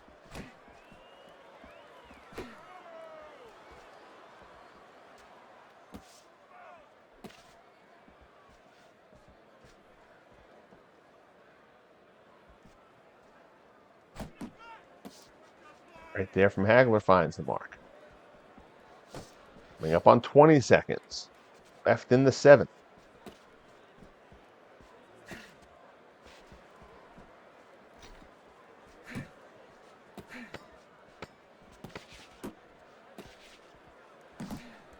He guards well. And Hagler not really landing anything of significance either here in this round. Papke lands one at the bell. Hagler just kind of looks at him. You can see Papke almost kind of pulled that punch at the bell, but he did land. Hagler just kind of looks at him and smiles it off as he retreats back to his corner. Realizing that Papke, there was no ill intent behind that. It was just a punch that was in progress as the bell sounded. So before we head back up to the ring for round 8, we'll take a look, check in with the Teddy Atlas scorecard at ringside. Heading into the final 3 rounds of the fight. And there you can see Teddy has given Hagler all 4 of these middle rounds. If that is the case, Marvin Hagler has a very comfortable lead in this bout. And again, that really doesn't fairly represent the showing that Papke is putting forth here. But again, if Hagler is just a little bit better in each round, you're going to end up with a wide scorecard, even if the eye test does not indicate a dominant performance. Hagler's not making mistakes. Again, the first 2 rounds, Hagler came out a bit slowly. But other than that, Hagler, if anything, has been a little bit on the cautious side, particularly for Marvin Hagler's expected work rate. He's comfortable. He is not stressed at all at this point in the fight. Again, Papke has landed enough shots for Hagler to be very comfortable in the fact that Billy Papke cannot hurt him. Good uppercut there from Hagler. Papke weathered that one well, but that was a good shot from Hagler.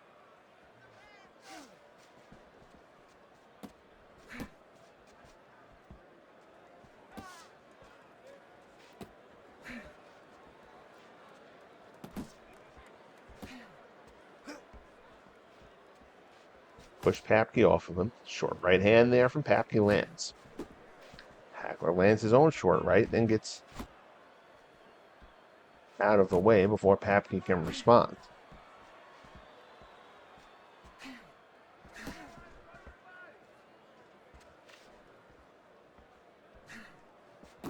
Up on a minute, left in the 8th.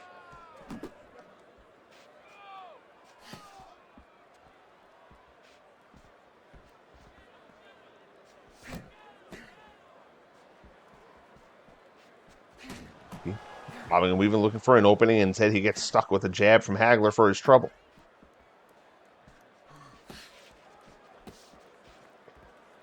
Hagler backs Papke near the ropes. Papke feels them, tries to slide away from them a bit. Uppercut there. Caught the gloves of Hagler. Tries to slip a body shot in. Papke protecting well.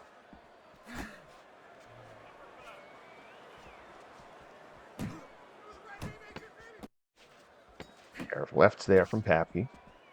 Find the mark. Hagler tries to go to the body. As the bell approaches to end round 8. So for me, that's a Billy Papke round there. Again, I still think you've got Hagler. Hagler is up at least 2 points, probably 3. In my mind, although the Teddy Atlas scorecard, Teddy had him up 3 before that last round. Again, Hagler. So little signs of swelling early on. That seems to have dissipated. Neither fighter looking marked up to this point.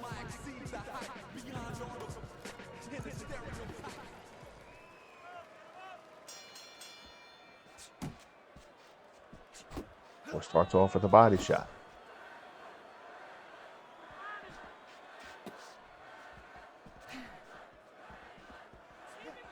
Back Papke towards the corner. Papke tries to keep him at bay with the jab, looking to set up a right hand.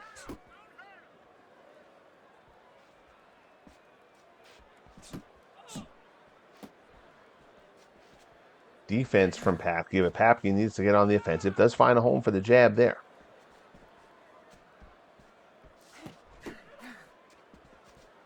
Hagler pulls a left short there, realized Papke was not going to be there, so he held the punch up midway through. Short left from Papke lands. Uppercuts, matching uppercuts, but Hagler punctuates it with a right hand, comes back to an uppercut of his own, gets way out ahead of the uppercut response from Papke. Both guys swinging a little bit more heavily there in that sequence.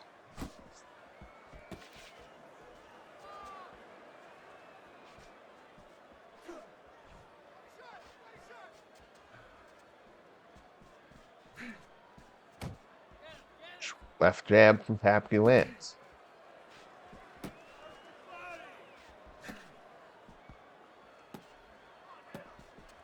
Papke needs to let himself go a little bit more here, though.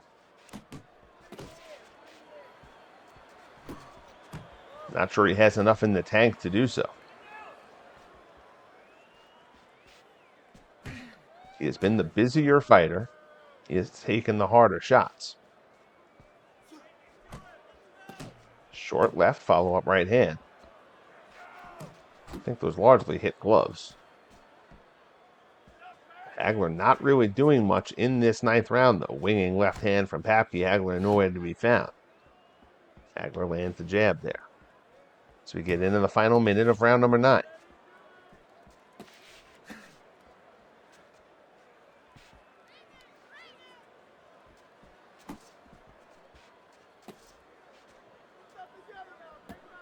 So again, this middleweight bracket is pretty loaded. We'll talk about the bracket between rounds here before round 10. Again, winging uppercut from Papke, can't find the mark. Hagler lands a short right hand.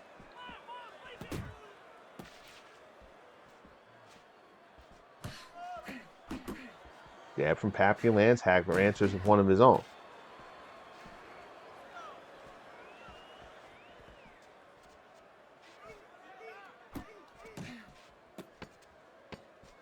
Goes to the left uppercut that time, but that one misses the mark as well. 5 seconds remain in the night. And there's the bell. So fighters retreat to their corners before round 10, the final round of what's been a fun card here tonight. Check out the middleweight bracket between rounds. Again, the winner of this fight will take on Rocky Graziano. Graziano in the opening card the other night with the 7th round knockout, getting up off the canvas himself in the 7th to put away Tony Zale. The other half of the middleweight bracket, Quincy Taylor and Michael Nunn. And Gennady Golovkin and Carlos Monzon. That should be an absolute war between those two. Round 10 begins. Fighters touch up and get going. Hagler, straight left hand.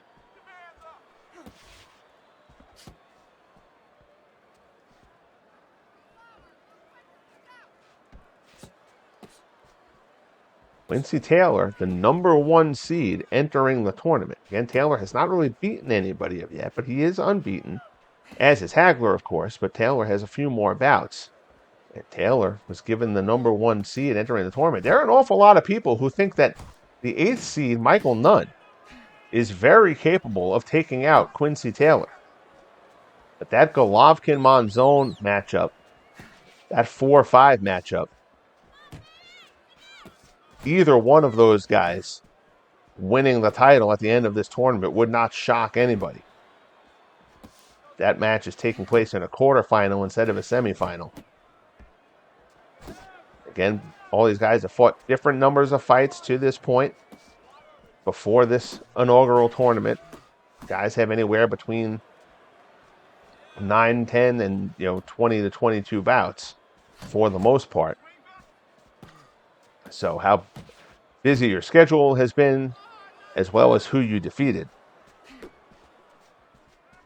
plays a role in that. But Hagler, Monzon, Golovkin expected to be the top 3 in this division, at least for the immediate future, before more guys enter the weight class.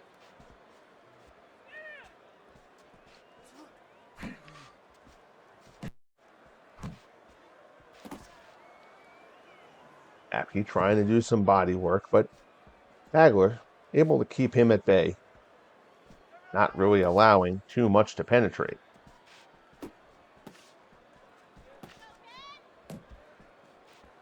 Some of the starch has left Papke's punches over these last couple of rounds. He's still slugging away, to his credit. Marvin Hagler has seemed very cool, calm, and collected throughout this bout. He hasn't been hurt at all. He hasn't been stunned. He hasn't been shook. He has rattled Papke on a few occasions, though we have had no knockdowns. Final 30 seconds of the bout. Hagler ties Papke up briefly and then pushes him away. Good short uppercut there from Hagler. Got that one under the left hand of Papke into the ribcage. Good shot there from Marvin as the 10-second alert sounds. Fighters miss to end things, and that will do it. So we await a somewhat inevitable decision here. It's more just going to be a matter of how broad the gap is. But gotta feel like Hagler again, and not a bad showing from Billy Papke by any stretch, but Marvin Hagler does take the decision here at Boardwalk Hall in Atlantic City. So Papke feels like, and Papke's corner is going to feel like he did good work here tonight. He took the last round on 2 of the 3 cards. He unanimously won that round 3, which is actually pretty interesting there.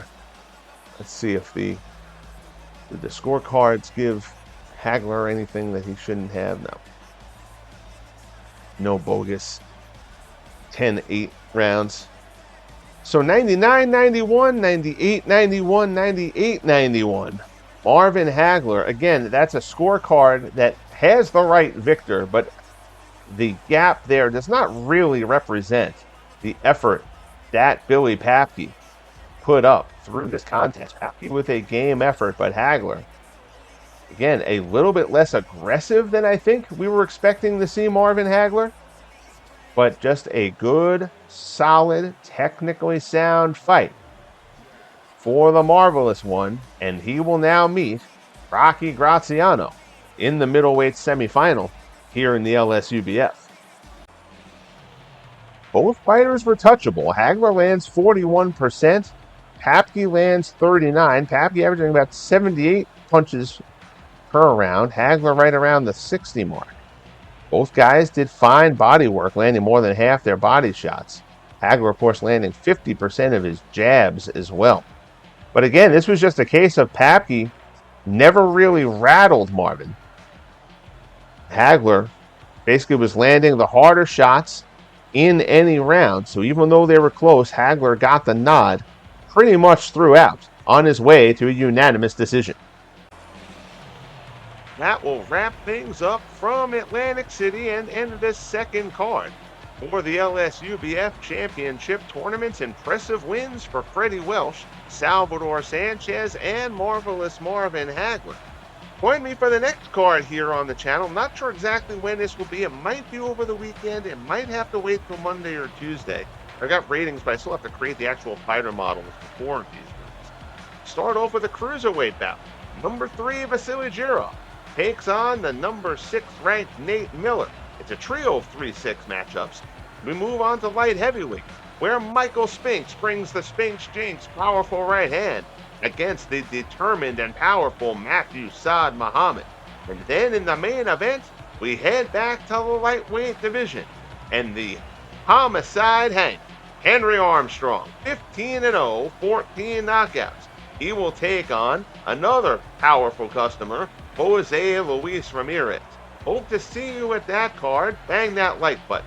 Subscribe if you haven't as of yet. And most importantly, folks, be good to each other, and we'll talk soon.